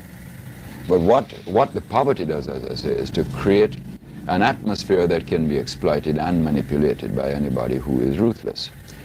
Where the unemployment is concerned, for example, with all the tremendous world inflationary pressures that have hit a little country like Jamaica so hard, and now with the economic recession that hit us so hard late last year and earlier this year, in spite of all that, we've actually reduced unemployment slightly. Not as much as we would have liked, but we have actually pulled it down a couple of percentage points. Mm-hmm. Do you feel that these poor people then in Trenchtown and other areas are being used? Oh yes, as far as this is concerned, there's no question that they're being used. Mm-hmm. No question at all. In regard to terrorism on the island then? Well, it's not really terrorism on the island. Well, that's what I'm getting at. What about the tourist situation? No. Is it safe for tourists? Absolutely safe. It is, although it's a very unpleasant situation, it is our good luck, in a sense, that all of this has been restricted to the urban ghetto area, an area where we are pushing massive housing developments right now within our very limited resources. We really are working very hard and building thousands of houses a year now for the poor. But it's a huge backlog to overtake. Can't be overtaken in 3-5 years. It's a huge task. But the violence itself and the manipulation of it is very much a phenomenon in the western part of Lower Kingston, where the bad concentration of poverty is. The emergency powers, politically, will it help you or harm you? Well, we haven't really thought of it in those terms, because basically our objective in the state of emergency is to do with the state of the society, its confidence, and its economy. The violence was beginning to break the confidence of the Jamaican people in their own society, and therefore having a very bad effect on the economy. And we are determined by the use of this admittedly extreme measure to create an atmosphere in which the Jamaican people begin to recover their self-confidence in their society and begin, therefore, to act in a dynamic and buoyant way in their economy. That's really what our objectives are. Is it working? We think it's working very well. We're very pleased with the results. What are your chances in the next election? We'll win. Are you sure about that? Well, let me put it this way, to say that you're sure always sounds arrogant. What I really feel is that, we have done a tremendous amount for the poor, for the people, in spite of the pressures. We've got a very powerful organization. We've got very solid mass support. We're very strong among small farmers and groups of that sort up in the hinterland, actually the part of Jamaica the tourist doesn't get to see. And we feel that the people understand us and we understand the people. There you go. Former Prime Minister Michael Norman Manley, Joshua Manley. You already said, we will win. We will win. We got man, big sound. We just, we been up, we just been up, we just been. Hit him up.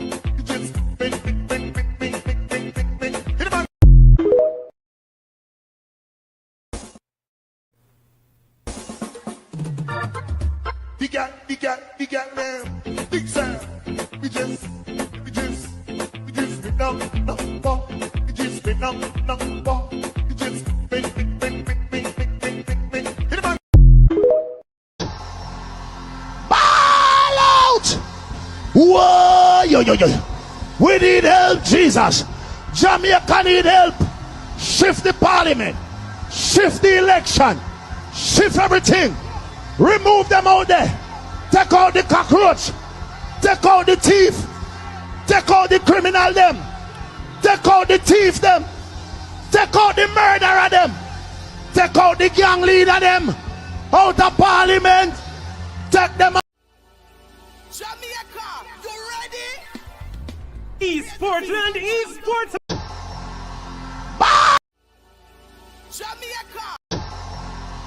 Ball out! Whoa, yo.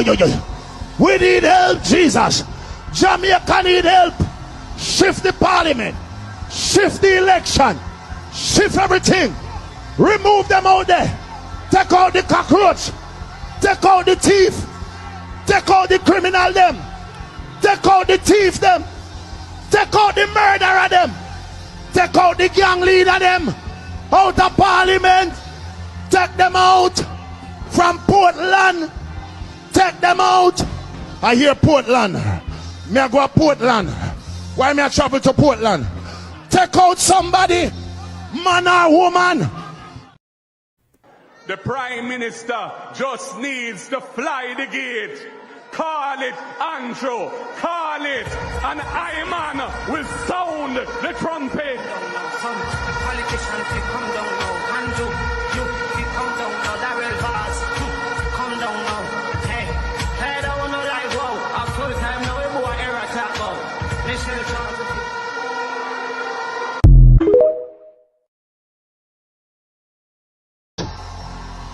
Ball out! Whoa, yo. We need help, Jesus. Jamaica need help. Shift the parliament. Shift the election. Shift everything. Remove them out there. Take out the cockroach. Take out the thief. Take out the criminal them. Take out the thief them. Take out the murderer them. Take out the gang leader them. Out of parliament. Take them out from Portland. Take them out. I hear Portland. Me I go to Portland. Why me I travel to Portland? Take out somebody, man or woman.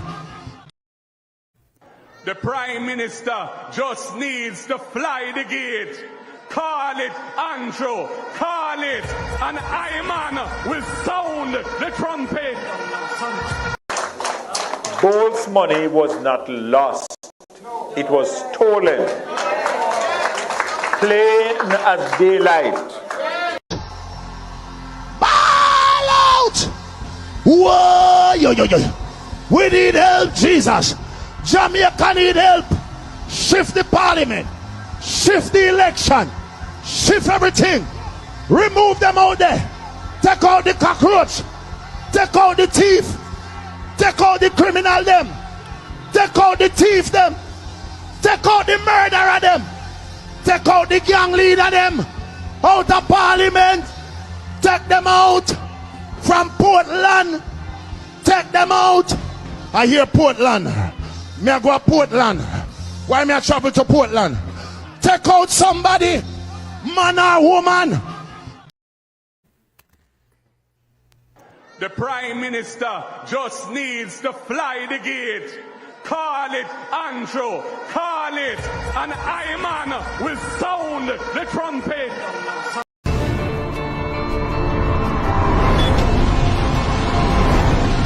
Within our first 100 days of government, we will start the legislative process to fix the date for general elections in Jamaica.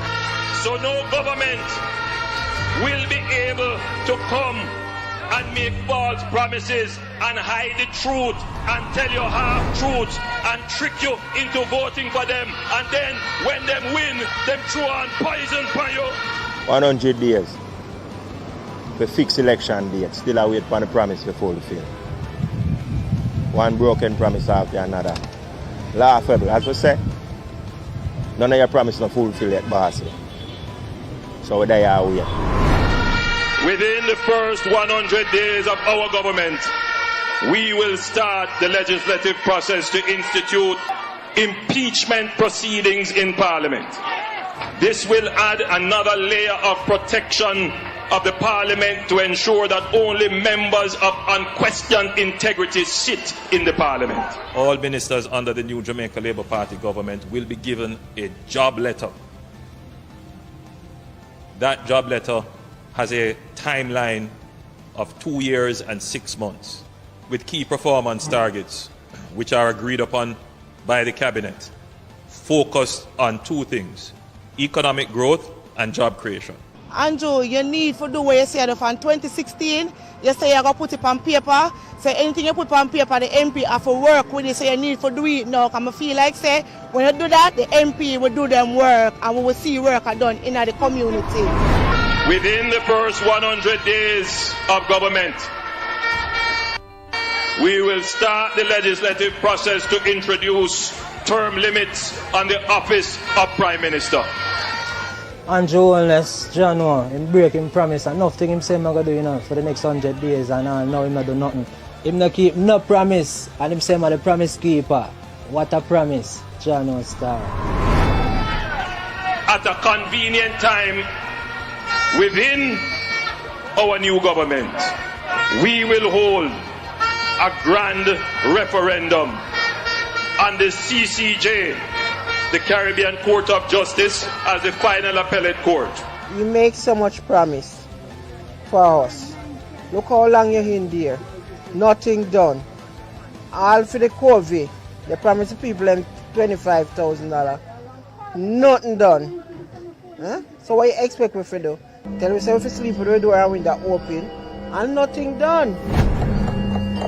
Last year, Jamaica embarked upon a formal process of constitutional reform. The people were excluded from the design of the process, and the people did not trust it. The PNP is very clear on our positions on points of principle. Our representatives on the committee that they established did not sign the report of that committee because we did not agree and we do not agree with some of its recommendations. And I will share some of those issues with you now. First, the reformed Constitution will establish the role of a president to replace the Governor General. We have no problem with that. The president will play a critical role in appointments to sensitive positions of state. And that president must be perceived as independent of partisan politics. The president must enjoy the trust and confidence of the society as a whole. Therefore, if there is no consensus between the government and the opposition on who the person should be as president, the PNP does not support the appointment being made by a simple majority vote in Parliament.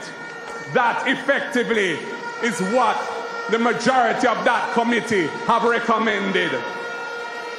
That would compromise the independence, trust, and confidence that the president must enjoy. And I say, no way, that is not in the interest of Jamaica. We also insist that an impeachment procedure should be included in the reformed Constitution to hold delinquent politicians to account. The two parties were originally committed to this. I tabled a revised impeachment bill in Parliament in April 2021, over 3 years ago. But this government has chosen to ignore it for 1,237 days. Accountability is not a priority for them, as it is for the PNP. The JLP has flip-flopped and impeachment has been excluded from the report of that Constitutional Reform Committee. We support full decolonization now, not a piecemeal approach. No more foreign king as our head of state, and no more inaccessible final court on the other side of the world that decides our laws in the name of a foreign king. We want a final court that is accessible to our people so that they can get justice. And the Caribbean Court of Justice, the CACJ, is doing this for the people of Barbados, Guyana, Belize, Dominica, and St. Lucia. And those countries are doing well. Time come for the Jamaican people to have the fundamental right of access to high quality justice at the highest level. Time come for a new deal for our teachers, our police officers, our nurses, our firemen, our correctional officers who serve the public and deserve to be treated with respect. Hello.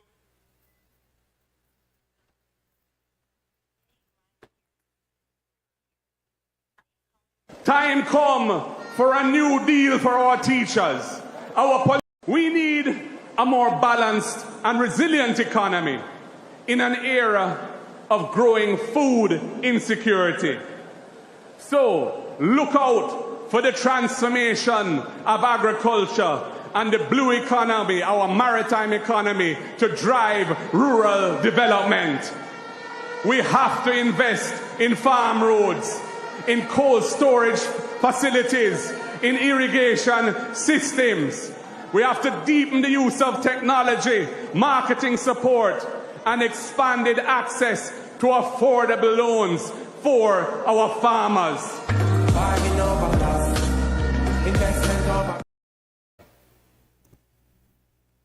Investment in human development must be the key. It must be the key. And when it comes to education, the People's National Party's conviction remains the same.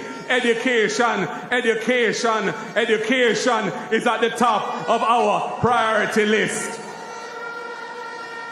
We are committed to building an education system that is inclusive, equitable, and excellent. Bold steps and real investment are needed to ensure that every child from the earliest years through to tertiary education has the opportunity to succeed. We have the plan and we are ready. Today, I reaffirm our party's commitment to excellence in education. Our approach to early childhood development will provide performance-based incentives for early childhood facilities to give them additional resources to improve standards. At the primary and secondary levels, we will implement a comprehensive program that is targeted and provides targeted support to each aspect of the curriculum. Expanding access to tertiary education is also a critical part of the mix. I have long advocated for the removal of guarantors for student loans, a policy that this government has eventually adopted, and it was a significant step forward.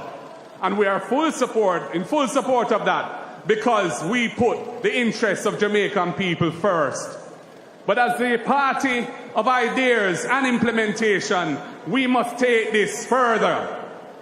We believe education must not be a burden of debt, but a bridge to a better future. We will make student loans more borrower-friendly. Graduates will only begin to repay their student loans once they are employed, and their monthly payments will be capped at an affordable percentage of their monthly income. Teachers are the backbone of the education system, and we must show that we truly value our teachers, and we must do whatever is necessary to persuade them to stay in our education system.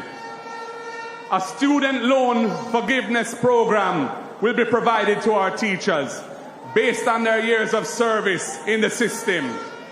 And what we have in mind is that 1 year of payments on their student loan will be forgiven for every year that they remain employed in the public education system.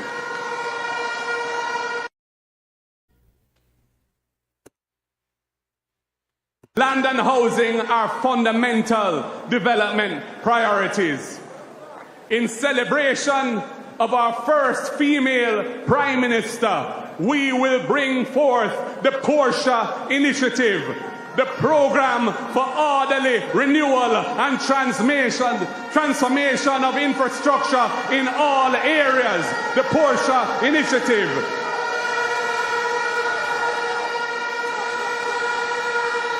This program will drive policies that Sister P stood for, improving infrastructure in old housing schemes, tearing down zinc fences in communities and replacing them with proper concrete walls, completing the infrastructure and land titling for existing land tenure regularization schemes, they call it Operation Pride, and rolling out new ones to bring hope and decent living conditions in areas of social neglect. Our beloved Sister P will smile as the next PNP government improves sidewalks for persons with disabilities, provides housing assistance to needy citizens, and beautifies communities where our people live. The Porsche initiative is a must, and time come for that. The next PNP government will also make lands available to the National Housing Trust for qualified contributors so they can build their own homes. From day one, we are going to restore the core mandate of the National Housing Trust, which was the baby of Michael Joshua Manley. We will stop the extraction of capital from the National Housing Trust. It was an emergency measure. It was supposed to only last for 4 years, and it has now continued for over 12 years. And we will return to providing affordable houses for people who need to buy or build a home. We plan a comprehensive review of all laws relating to housing to find ways to make housing more affordable for all Jamaicans. These initiatives are all about balancing the books and the people's lives, something that Sister P always spoke about and believed in.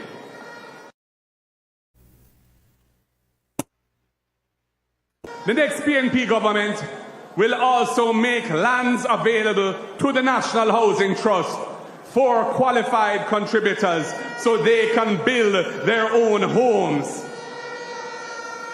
From day one, we are going to restore the core mandate of the National Housing Trust, which was the baby of Michael Joshua Manley. We will stop the extraction of capital from the National Housing Trust. It was an emergency measure. It was supposed to only last for 4 years, and it has now continued for over 12 years. And we will return to providing affordable houses for people who need to buy or build a home. We plan a comprehensive review of all laws relating to housing to find ways to make housing more affordable for all Jamaicans.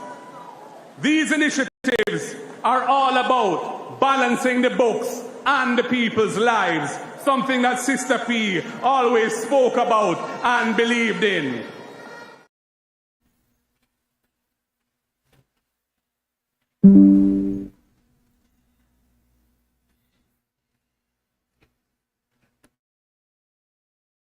Corruption is rampant at the highest levels of this government. You will remember during my budget presentation when they tried to prevent me from saying some critical things about governance, even shutting down the sitting of Parliament. Well, I went on the street and I said what I had to say, and I will say it here again. The failure to disclose the identity of the so-called illicit 6 MPs who are under investigation by the Integrity Commission for illicit enrichment remains a festering sore, only made worse by the Prime Minister's gag order on cabinet ministers speaking publicly on these matters. But wait, comrades, I have to rewrite that part because it is no longer 6. It has gone to 8. So let me say it again. The failure to disclose the identity of the so-called illicit 8 MPs who are under investigation by the Integrity Commission remains a festering sore, only made worse by the Prime Minister's gag order on his cabinet ministers and MPs speaking publicly on these matters.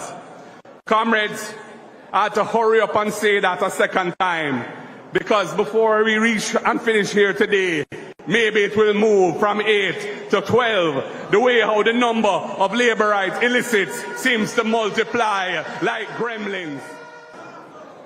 We will put a stop to such shenanigans. We will change the law so that all Integrity Commission reports must be published on Parliament's website within a short time, perhaps 24 hours of being sent to Parliament, so all Jamaicans can read those reports. Comrades, it is time to change these things. Accountability and transparency matter, and that is change. When the PNP forms government, our job is to create an environment in which Jamaicans can thrive and achieve their versions of the Jamaican dream.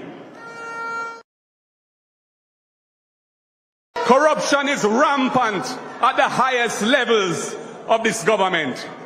You will remember during my budget presentation when they tried to prevent me from saying some critical things about governance, even shutting down the sitting of Parliament. Well, I went on the street and I said what I had to say, and I will say it here again. The failure to disclose the identity of the so-called illicit 6 MPs who are under investigation by the Integrity Commission for illicit enrichment remains a festering sore, only made worse by the Prime Minister's gag order on cabinet ministers speaking publicly on these matters. But wait, comrades, I have to rewrite that part, because it is no longer 6. It has gone to 8. So let me say it again. The failure to disclose the identity. This is Mek Wi Talk breaking news.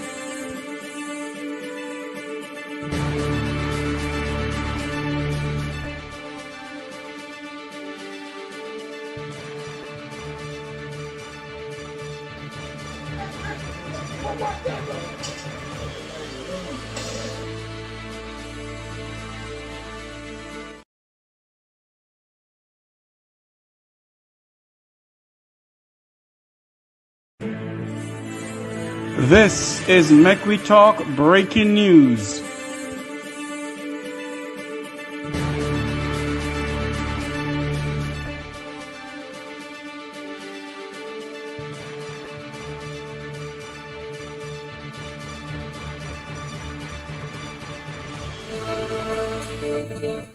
We interrupt this program to bring you an item of news coming in from our sister Caribbean island. Pandemonium is going on in Dominica. A member of the opposition political party in Dominica has been arrested. That's a member of the Dominica opposition party has been arrested in Dominica. This is news coming in to us.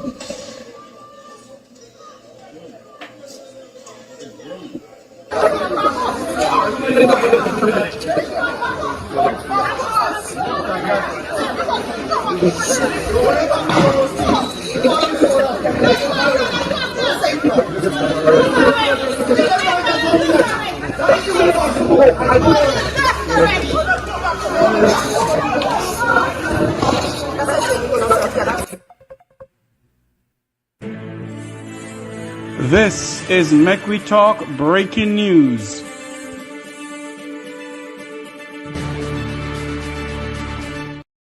News Center, the Caribbean island of Dominica is under siege at the moment as the opposition, a member of the opposition political party in Dominica has been arrested. That's news coming into the Mek Wi Talk newsroom. There is pandemonium going on in Dominica. A member of the opposition political party in Dominica has been arrested. This is news coming into us. We have to get this out of the way. Just a moment for us, please.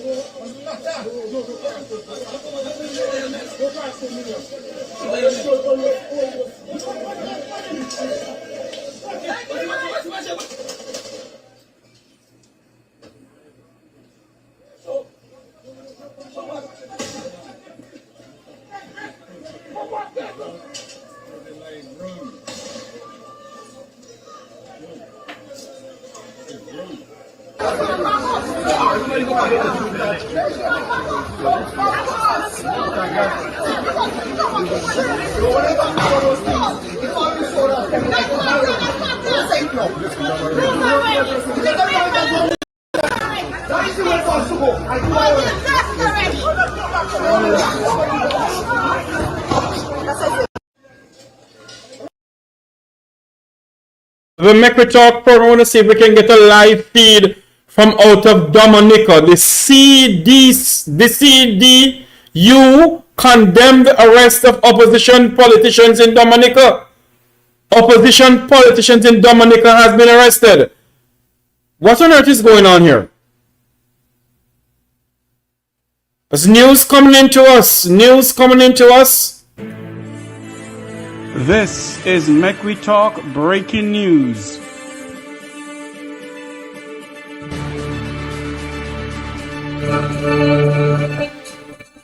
Opposition members in Dominica has been arrested. That's opposition political members in Dominica has been arrested. We're trying to get some more news to pass it on to you. Just bear with us. We're gonna put in a commercial to get some news out of Dominica. I am working my source. Bear with me. Do not go anywhere.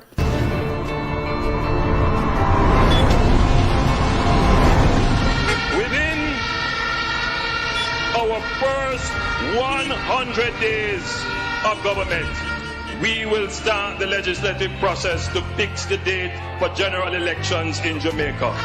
So no government will be able to come and make false promises and hide the truth and tell you half-truths and trick you into voting for them, and then when them win, them throw on poison for you.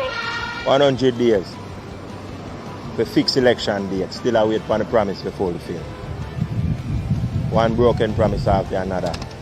Laughable, as we say. None of your promise not fulfill yet, boss. So there you wait. Within the first 100 days of our government, we will start the legislative process to institute impeachment proceedings in Parliament. This will add another layer of protection of the Parliament to ensure that only members of unquestioned integrity sit in the Parliament. All ministers under the new Jamaica Labour Party government will be given a job letter. That job letter has a timeline of 2 years and 6 months with key performance targets which are agreed upon by the cabinet, focused on two things: economic growth and job creation. Andrew, you need to do what you said from 2016. You say you're going to put it on paper. Say anything you put on paper, the MP have to work with it. So you need to do it now. Because I feel like say when you do that, the MP will do them work and we will see work done in the community. Within the first 100 days of government, we will start the legislative process to introduce term limits on the office of Prime Minister. Andrew Holness, John him break him promise and nothing him say I'm gonna do, you know, for the next 100 days and now him not do nothing. Him not keep no promise and him say I'm the promise keeper. What a promise, John Star. At a convenient time within our new government, we will hold a grand referendum on the CCJ, the Caribbean Court of Justice, as the final appellate court. You make so much promise for us. Look how long you're in there. Nothing done. All for the COVID. They promised the people them $25,000. Nothing done. Huh? So what you expect me to do? Tell me if you sleep with the door and window open. And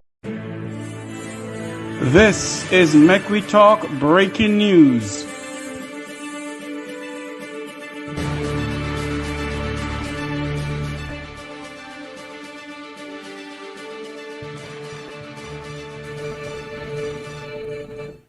As we're about to go off air, but we can't at the moment, members of the opposition Dominica party has been arrested. We're working our sources to get some more news into the news center here. Please bear with us. I'm trying to work my sources as I am on air. Members of the opposition Dominica party has been arrested in Dominica. We don't know what is going on. We're trying to work our sources to see what is going on in Dominica. That's members of the opposition Dominica political party has been arrested. As soon as we get more news, we're going to pass it on to you. But just bear with us. Members of the opposition Dominica party has been arrested in Dominica. Based on what we're having in our news center here, this is what we have so far. We hear a lady say that's my husband. We're trying to figure out where this is in Dominica. Bear with us. I'm trying to get some other news into the news center here.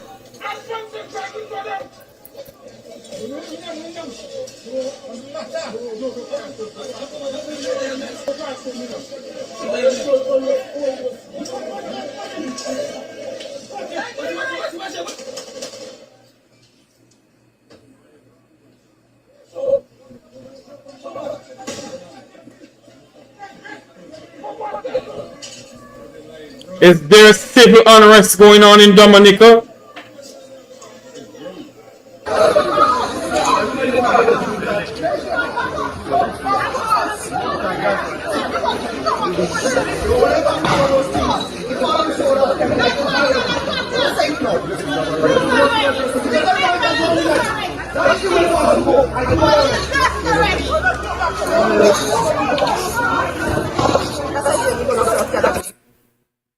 I'm getting some other things here. Bear with me. One of my friends just sent me something here. Let me see if I can send it over to my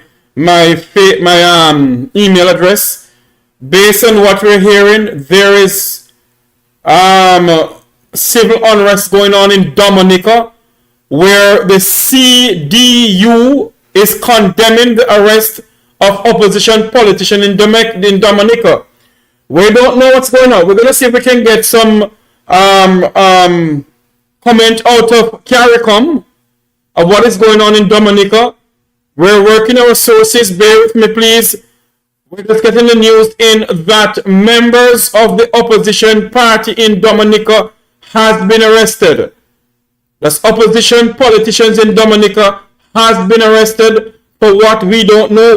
Just bear with us. We're getting some news to pass it on to all of you here on the Mek Wi Talk newsroom. I'm going to see if I can get through to Headboy. Maybe Headboy can give me some more details on this. But based on what we're hearing, members of the opposition party in Dominica has been arrested. We don't know what is going on in Dominica, but we're working our sources. We can't get another or have another Haiti in the Caribbean. And this is what is going on in the Caribbean. It does not look good. It does not look good. It seems as if there is pandemonium going on, or there's civil unrest, I should say, going on in Dominica. Let me see if I can get this here. Okay, this is Dominica breaking news news center. There is nothing there.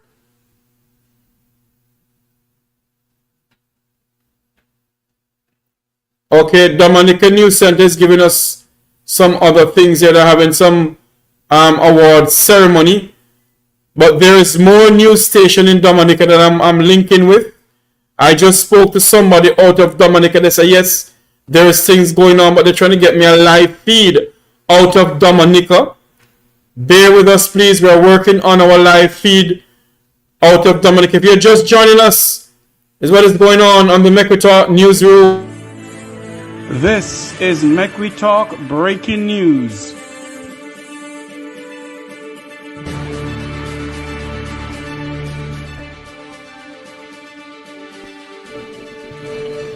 News coming into a new center. The Caribbean Democratic Union, CDU, has condemned the arrest of members of the political opposition in Dominica. That's members of the opposition Dominican party in Dominica has been arrested. We're still trying to figure out what is going on here. We don't know, but based on what you're hearing, it's 6 minutes ago, members of the opposition party in Dominica has been arrested. And based on what we have here, we're going to show this video again.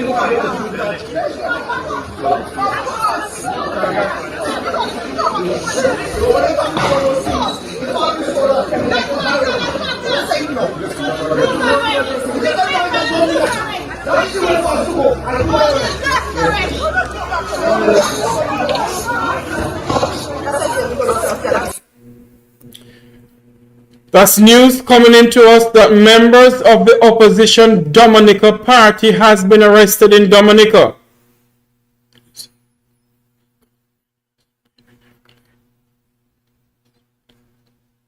We're still trying to get some more news to give to you. But based on what we're getting here, members of the opposition party in Dominica has been arrested. I don't know. We're trying to figure out what is going on. We're trying to get through to the office of the chairman of CARICOM to see if we can get some other news. Okay.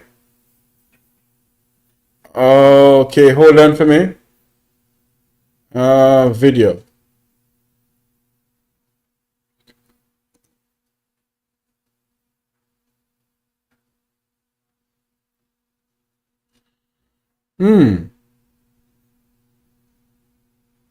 Just a moment for us, please.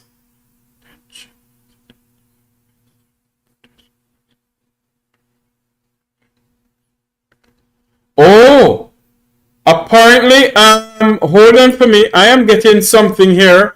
That was Wednesday. We're going to show this. Apparently, tension has arose in Dominica on Wednesday over proposed election bill reform in Dominica. Multiple arrests. Opposition leader Dr. Thompson and others has been arrested. Let me get this to you and show you what is going on in Dominica. But based on what we're getting here, apparently there has been tension growing in Dominica over an election bill. This is it. Yes, this is it. Let me get this to show you what is going on here. Here we go. Protests in Dominica turned violent Wednesday as police clashed with citizens opposing three controversial electoral reform bills: the Electoral Commission Bill, the House of Assembly Bill, and the Registration of Electors Bill.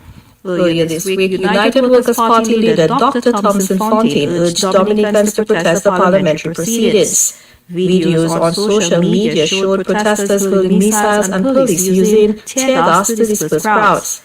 In a DBS News World interview Thursday, Dr. Fontaine insisted the demonstrations were largely peaceful until police escalated tensions. Several people are now in custody. At one time, the crowd began to shift barricades because they mounted barricades to prevent us from getting access to the parliament, to get anywhere close to the parliament. We were kept several hundred meters away from the parliament with barricades, full of barricades. So when the crowd began to rattle those barricades, the police opened fire firstly with rubber bullets and later with tear gas. In the process, several persons were injured and several others arrested. In anticipation of the protests, Prime Minister Roosevelt Skerrit revealed plans on Tuesday to request assistance from the Regional Security System, the RSS, to help maintain order. In light of this, Dr. Fontaine says he wrote to the chair of CARICOM, Prime Minister Mia Mottley of Barbados, asking her not to deploy RSS troops. It remains unclear whether RSS personnel were present on the ground during Wednesday's protests. As far as I'm concerned, there is no state of emergency in Dominica. There is no national crisis. There is no threat to national security, nor is there from regional security. So why is it that the RSS forces are being activated? So I'm extremely disappointed with the Caribbean leaders. I'm extremely disappointed that they would go ahead, even before warning, to have these RSS troops on Dominican soil. So we view this as a hostile act against the people of Dominica. When Dr. Fontaine spoke with a news team on Thursday morning, he said things were far from calming down. They have started fires in the road, the roads are completely blocked up. What is the time? The entire north of the country, the main artery into Roseau in the south is now blocked off. Nothing is able to go through. Persons are not able to report work, persons are not able to, because a lot of people work in the city of Roseau. You have school children, you have schools out there, you have coming from the second major town called Small. That entire area is blocked up this morning, and we would expect at some point the police to intervene and so it's not clear what's going to happen. The Skerrit administration has defended the proposed bills, arguing that they will strengthen the electoral process. However, Dr. Fontaine remains firm that further measures are necessary to ensure free and fair elections. According to him, Dominicans have been waiting 30 years for electoral reform. For the DBS News World, you know, when we see this, we have to ask questions. Are we going to have a fair and free election in Jamaica when the election is called? Well, if you're just joining us, let's recap this news here. This is Mek Wi Talk breaking news.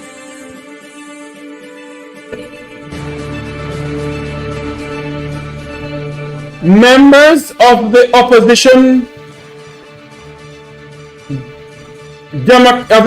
party in Dominica has been arrested, and protesters has taken to the streets in Dominica over an election reform bill. Thus, members of the opposition in Dominica has been arrested, and protesters are taken to the streets over a election reform bill.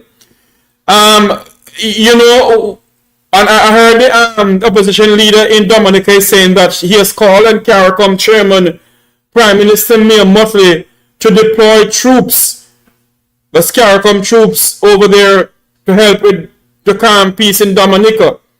If Dominica is getting out of is having political violence now, let's pray and hope that this don't spill over into Jamaica. Let's hope and pray that this don't spill over into Jamaica. Election reform bill. The people are protesting about election reform bill. You know, we're going to see if we can get somebody out of Dominica to speak to us. Maybe not tonight, Maybe not now, but maybe tonight. I'm not sure. I'm going to work my sources because I have some friends of mine who lives in Dominica and they are part of the media fraternity in Dominica. So let me see if I can get through somebody over there. Based on what we're gathering here now on the Mek Wi Talk program, there is violence going on in Dominica where members of the opposition have been arrested. Let's go back over this. Let's see it here.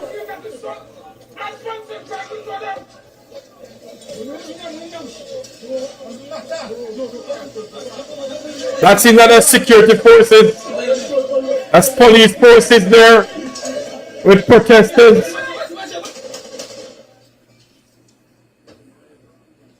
There it is.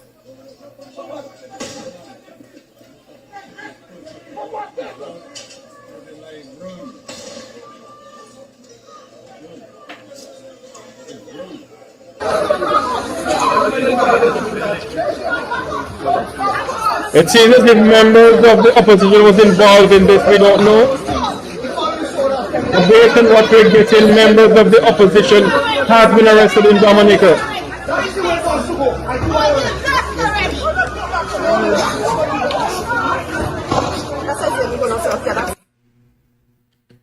There we have it, members of the opposition in Dominica have been arrested. Wow, this don't look good at all. It does not look good. Does not look good at all.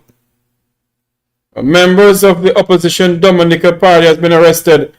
The Jamaican Senate is in high gear. I think on the ground, on his feet, there is Damien Crawford on his feet. But we can't go to that now. We are trying to get some other feed out of Dominica, because based on what we're gathering here in our news center, it does not look good in Dominica.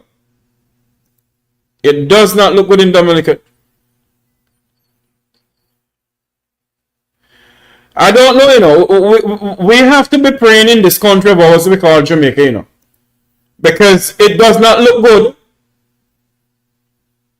Haiti on one hand having political and gang violence. Now Dominica, the people of Dominica, is taken to the streets over election reform.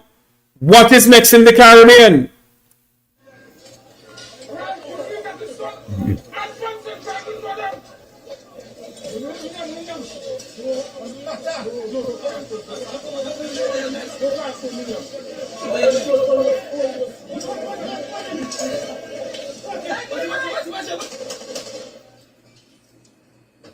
Wow.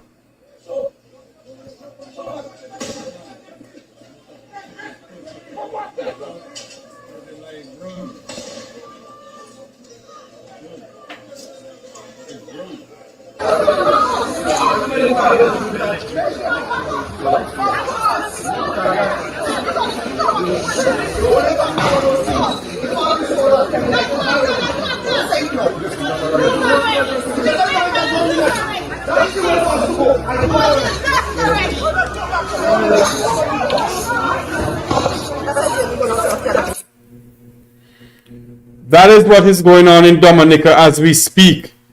We're trying to get a live feed out of Dominica. I'm working to see if there's an live feed going on to bring you a live feed out of Dominica, but I don't know. This does not look good in the Caribbean at all. The Secretary of State was just in the Caribbean, and now this is going on in the Caribbean. It does not look good. It does not look good, as members of the opposition party in Dominica has been arrested. As members of the opposition party in Dominica has been arrested nearly 6 minutes ago. We got the news into our news center if you're just joining us. This is Mek Wi Talk breaking news.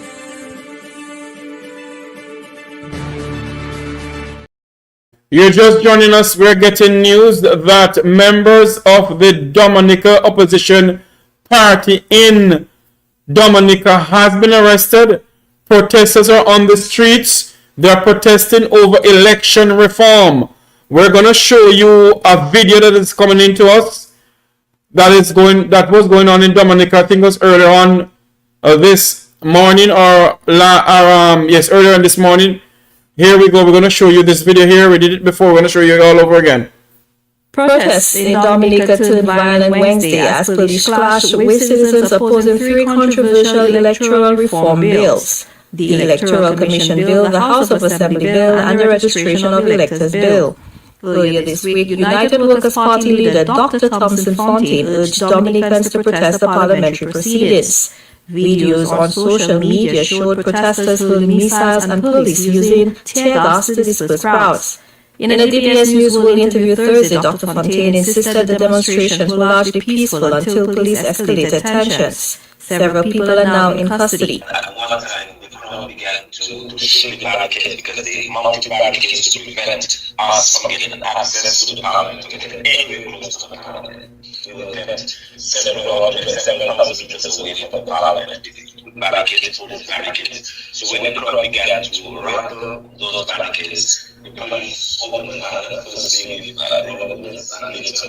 we tear gas in the process. Several persons were injured and several others arrested. In anticipation of the protests, Prime Minister Roosevelt Skerrit revealed plans on Tuesday to request assistance from the Regional Security System, the RSS, to help maintain order. In light of this, Dr. Fontaine says he wrote to the chair of CARICOM, Prime Minister Mia Mottley of Barbados, asking her not to deploy RSS troops.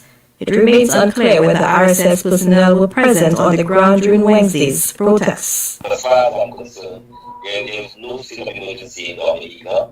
There is no national crisis.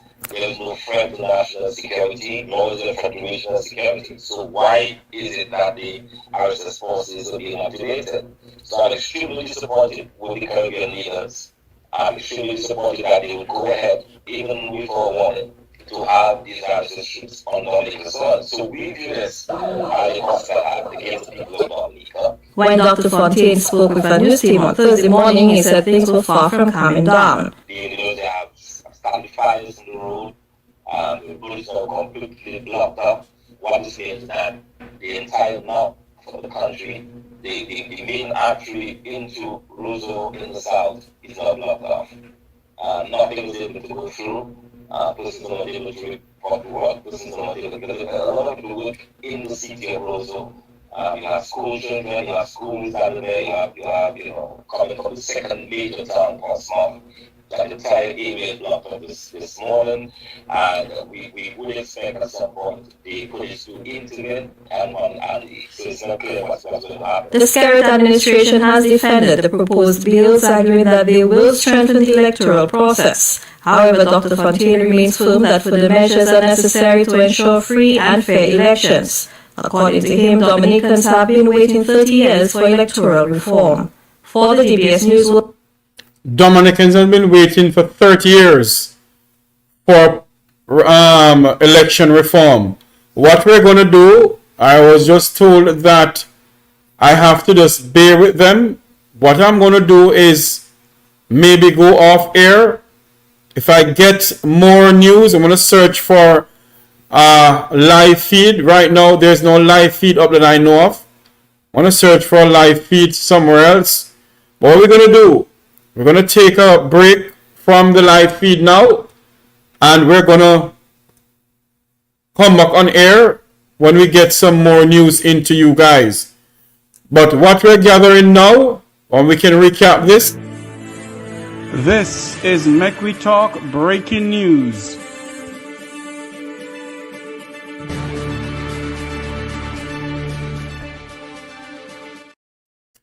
Members of the opposition party in Dominica has been arrested. Protesters take to the streets over election reform bill. That's protesters in Dominica has taken to the streets, and members of the Dominica opposition has been taken into custody. That is news coming into a news center. We are working previously to find more news to pass it on to you. But based on what we're gathering here now, that members of the opposition in Dominica has been arrested. This is Mek Wi Talk breaking news.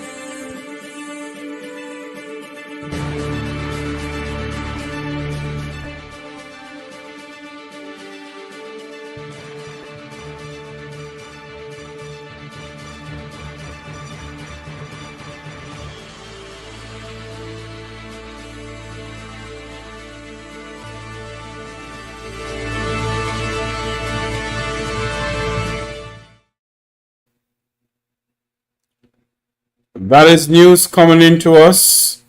We're going to tell you thanks for coming on. Thank you all for being a part of this program. But as we go off air, we're just going to recap that our sister island in the Caribbean, Dominica, is under siege as protesters is in the streets and members of the Dominica opposition has been arrested.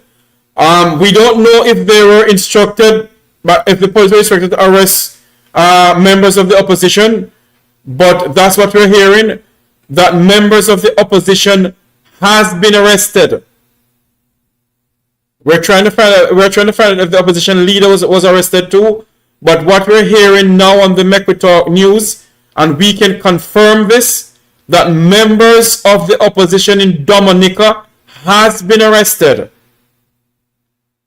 over election reform bill. Apparently, members of the public has taken to the streets and they're protesting in Dominica as we speak. As we go off, we're going to show you this video as we go off here for the last time. That people in Dominica has taken to the streets and opposition members have been arrested. Protests in Dominica turned violent Wednesday as police clashed with citizens opposing three controversial electoral reform bills: the Electoral Commission Bill, the House of Assembly Bill, and the Registration of Electors Bill. Earlier this week, United Workers' Party leader Dr. Thompson Fontaine urged Dominicans to protest the parliamentary proceedings. Videos on social media showed protesters hurling missiles and police using tear gas to disperse crowds. In a DBS News World interview Thursday, Dr. Fontaine insisted the demonstrations were largely peaceful until police escalated tensions. Several people are now in custody. At one time, the crowd began to shake the barricades because they mounted barricades to prevent us from getting access to the parliament or getting anywhere close to the parliament. We were kept several thousand meters away from the parliament with barricades, police barricades. So when the crowd began to rattle those barricades, the police opened fire, firstly with rubber bullets and later with tear gas. In the process, several persons were injured and several others arrested. In anticipation of the protests, Prime Minister Roosevelt Skerrit revealed plans on Tuesday to request assistance from the Regional Security System, the RSS, to help maintain order. In light of this, Dr. Fontaine says he wrote to the chair of CARICOM, Prime Minister Mia Mottley of Barbados, asking her not to deploy RSS troops. It remains unclear whether RSS personnel were present on the ground during Wednesday's protests. As far as I'm concerned, there is no state of emergency in Dominica. There is no national crisis. There is no threat to national security, nor is there a threat to regional security. So why is it that the RSS forces are being activated? So I'm extremely disappointed with the Caribbean leaders. I'm extremely disappointed that they would go ahead, even with a warning, to have these RSS troops on Dominica soil. So we view this as a hostile act against the people of Dominica. When Dr. Fontaine spoke with our news team on Thursday morning, he said things were far from calming down. The individuals there have started fires on the road. The road is now completely blocked up. What this means is that the entire north of the country, the main artery into Roseau in the south, is now blocked off. Nothing is able to go through. Persons are not able to report to work. Persons are not able, because a lot of people work in the city of Roseau. You have school children, you have schools that are there, you have coming from the second major town, Portsmouth. That entire area is blocked up this morning, and we would expect at some point the police to intervene, and so it's not clear what's going to happen. The Skerrit administration has defended the proposed bills, arguing that they will strengthen the electoral process. However, Dr. Fontaine remains firm that further measures are necessary to ensure free and fair elections. According to him, Dominicans have been waiting 30 years for electoral reform. For the DBS News World, Zin have it. Remember to like, share, and subscribe. Like, share, and subscribe. Hit the bell icon to notify you when I go live. Like, share, and subscribe. Hit the bell icon to know when I go live. We're going to show you our next video that was into us. What is going on in Dominica, where they arrested the Dominican opposition party. And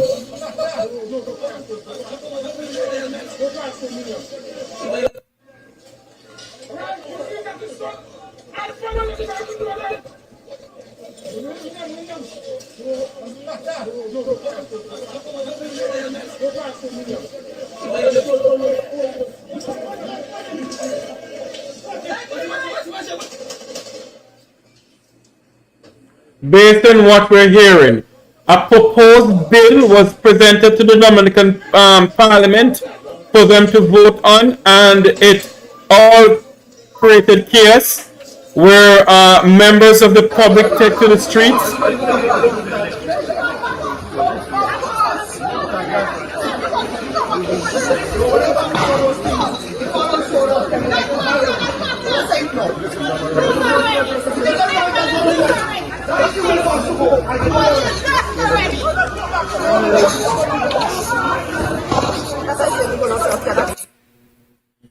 Wow.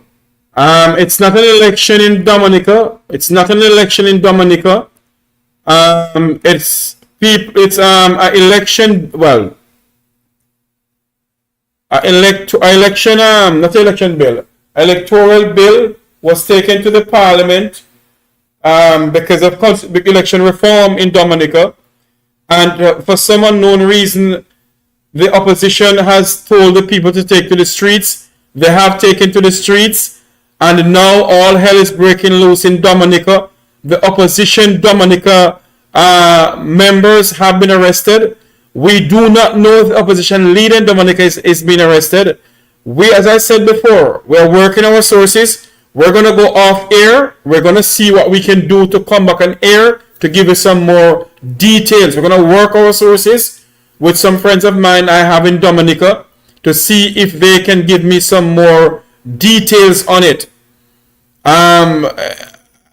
As we sit here, we ask ourselves the question, will there be free and fair election in Jamaica? That's the question we need to ask ourselves. Because when you hear a man like Marlon Morgan is saying to the people of this country that he's the new sheriff in town, and saying that many of us will swim through the blood of the Jamaican people, we must ask questions. What is his meaning? What does he mean by that? And when they're saying that they must not allow a political party to take back reign in this country, there is questions to be asked, and the Jamaican people need answers. So as we go off air, we just want to let you know that the opposition Dominica party members have been arrested in Dominica over election, well, I wouldn't say over election reform, but the people of Dominica has taken to the streets in Dominica, and obviously Chairman of CARICOM, Mayor Motley, is aware of what is going on. I'm pretty much sure the Jamaican Prime Minister is aware of what is going on, and others. So we're going to bear with us. We're going to see what we can do to get more news to you. But if you're just joining us as we go off air, we're going to recap the news, then we go off air. This is Mek Wi Talk breaking news.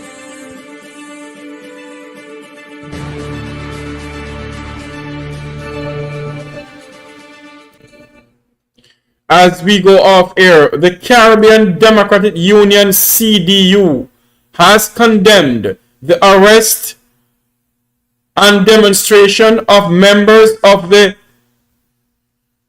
political opposition in Dominica. That's the news getting into us. The Caribbean Democratic Union has condemned the arrest of the political opposition in Dominica. Soon as we get more news, we'll pass it on to you. Haiti is in turmoil. Now Dominica. Where is next in the Caribbean? I told you people this, that something is growing in the Caribbean. Something is growing in the Caribbean. I pray and hope that all goes well in Dominica. As soon as we get more news, we're going to pass it on to you. This is where we're going to say so long from here for now. Have a great afternoon, everybody. Remember to like, share, and subscribe. Like, share, and subscribe. Hit the bell icon to know when I go live. This is Mek Wi Talk breaking news.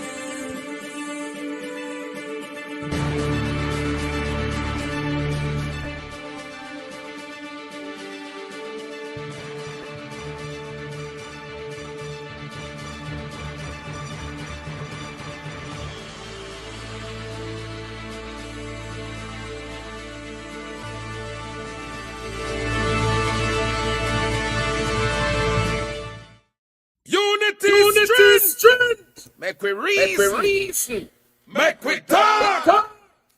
If we see corruption in any shape or form, we go highlight it. Make we talk. Jeffrey Tavares represent yard and broad and the entire diaspora. As long as it affects the life of our nation, uncover the truth. Make we reason. Make we talk.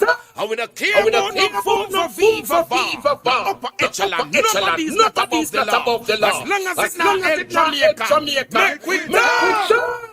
Make we talk. Unity strength. Make we reason. Make we talk. If we see corruption in any shape or form, we're going to highlight it. Make we talk. Jeffrey Tavares represent yard and broad and the entire diaspora. As long as it affects the life of our nation, uncover the truth. Make we reason. Make we talk. And we don't care about no vote for viva, no upper echelon. Nobody's not above the law. As long as it's not in Jamaica, make we talk. Make we talk. Unity strength. Make we reason. Make we talk.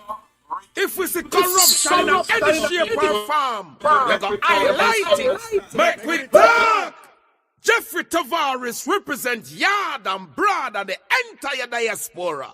As long as it affects the life of our nation, uncover the truth. Make we reason. Make we talk. And we don't care about no vumva viva va. No upper echelon. Nobody's not above the law. As long as it not help Jamaica, make we talk. Make we talk. Unity strength. Make we reason. Make we talk. If we see corruption in any shape or form, we're going to highlight it. Make we talk. Jeffrey Tavares represent yard and broad and the entire diaspora. As long as it affects the life of our nation, uncover the truth. Make we reason. Make we talk. And we don't care about no vumva viva va. No upper echelon. Nobody's not above the law. As long as it not help Jamaica, make we talk. Make we talk. Unity strength. Make we reason. Make we talk. If we see corruption in any shape or form, we're going to highlight it. Make we talk. Jeffrey Tavares represent yard and broad and the entire diaspora. As long as it affects the life of our nation, uncover the truth. Make we reason. Make we talk. And we don't care about no vumva viva va. No upper echelon. Nobody's not above the law. As long as it not help Jamaica, make we talk. Make we talk. Unity strength. Make we reason. Make we talk. If we see corruption in any shape or form, we're going to highlight it. Make we talk. Jeffrey Tavares represent yard and broad and the entire diaspora. As long as it affects the life of our nation, uncover the truth. Make we reason. Make we talk. And we don't care about no vumva viva va. No upper echelon. Nobody's not above the law. As long as it not help Jamaica, make we talk. Make we talk. Unity strength. Make we reason. Make we talk. If we see corruption in any shape or form, we're going to highlight it. Mek Wi Talk. Jeffrey Tavares represents Yard and Broad and the entire diaspora. As long as it affects the life of our nation, uncover the truth, make we reason, Mek Wi Talk. And we don't care about no vumva viva va, no upper echelon, nobody is not above the law. As long as it not help Jamaica, Mek Wi Talk.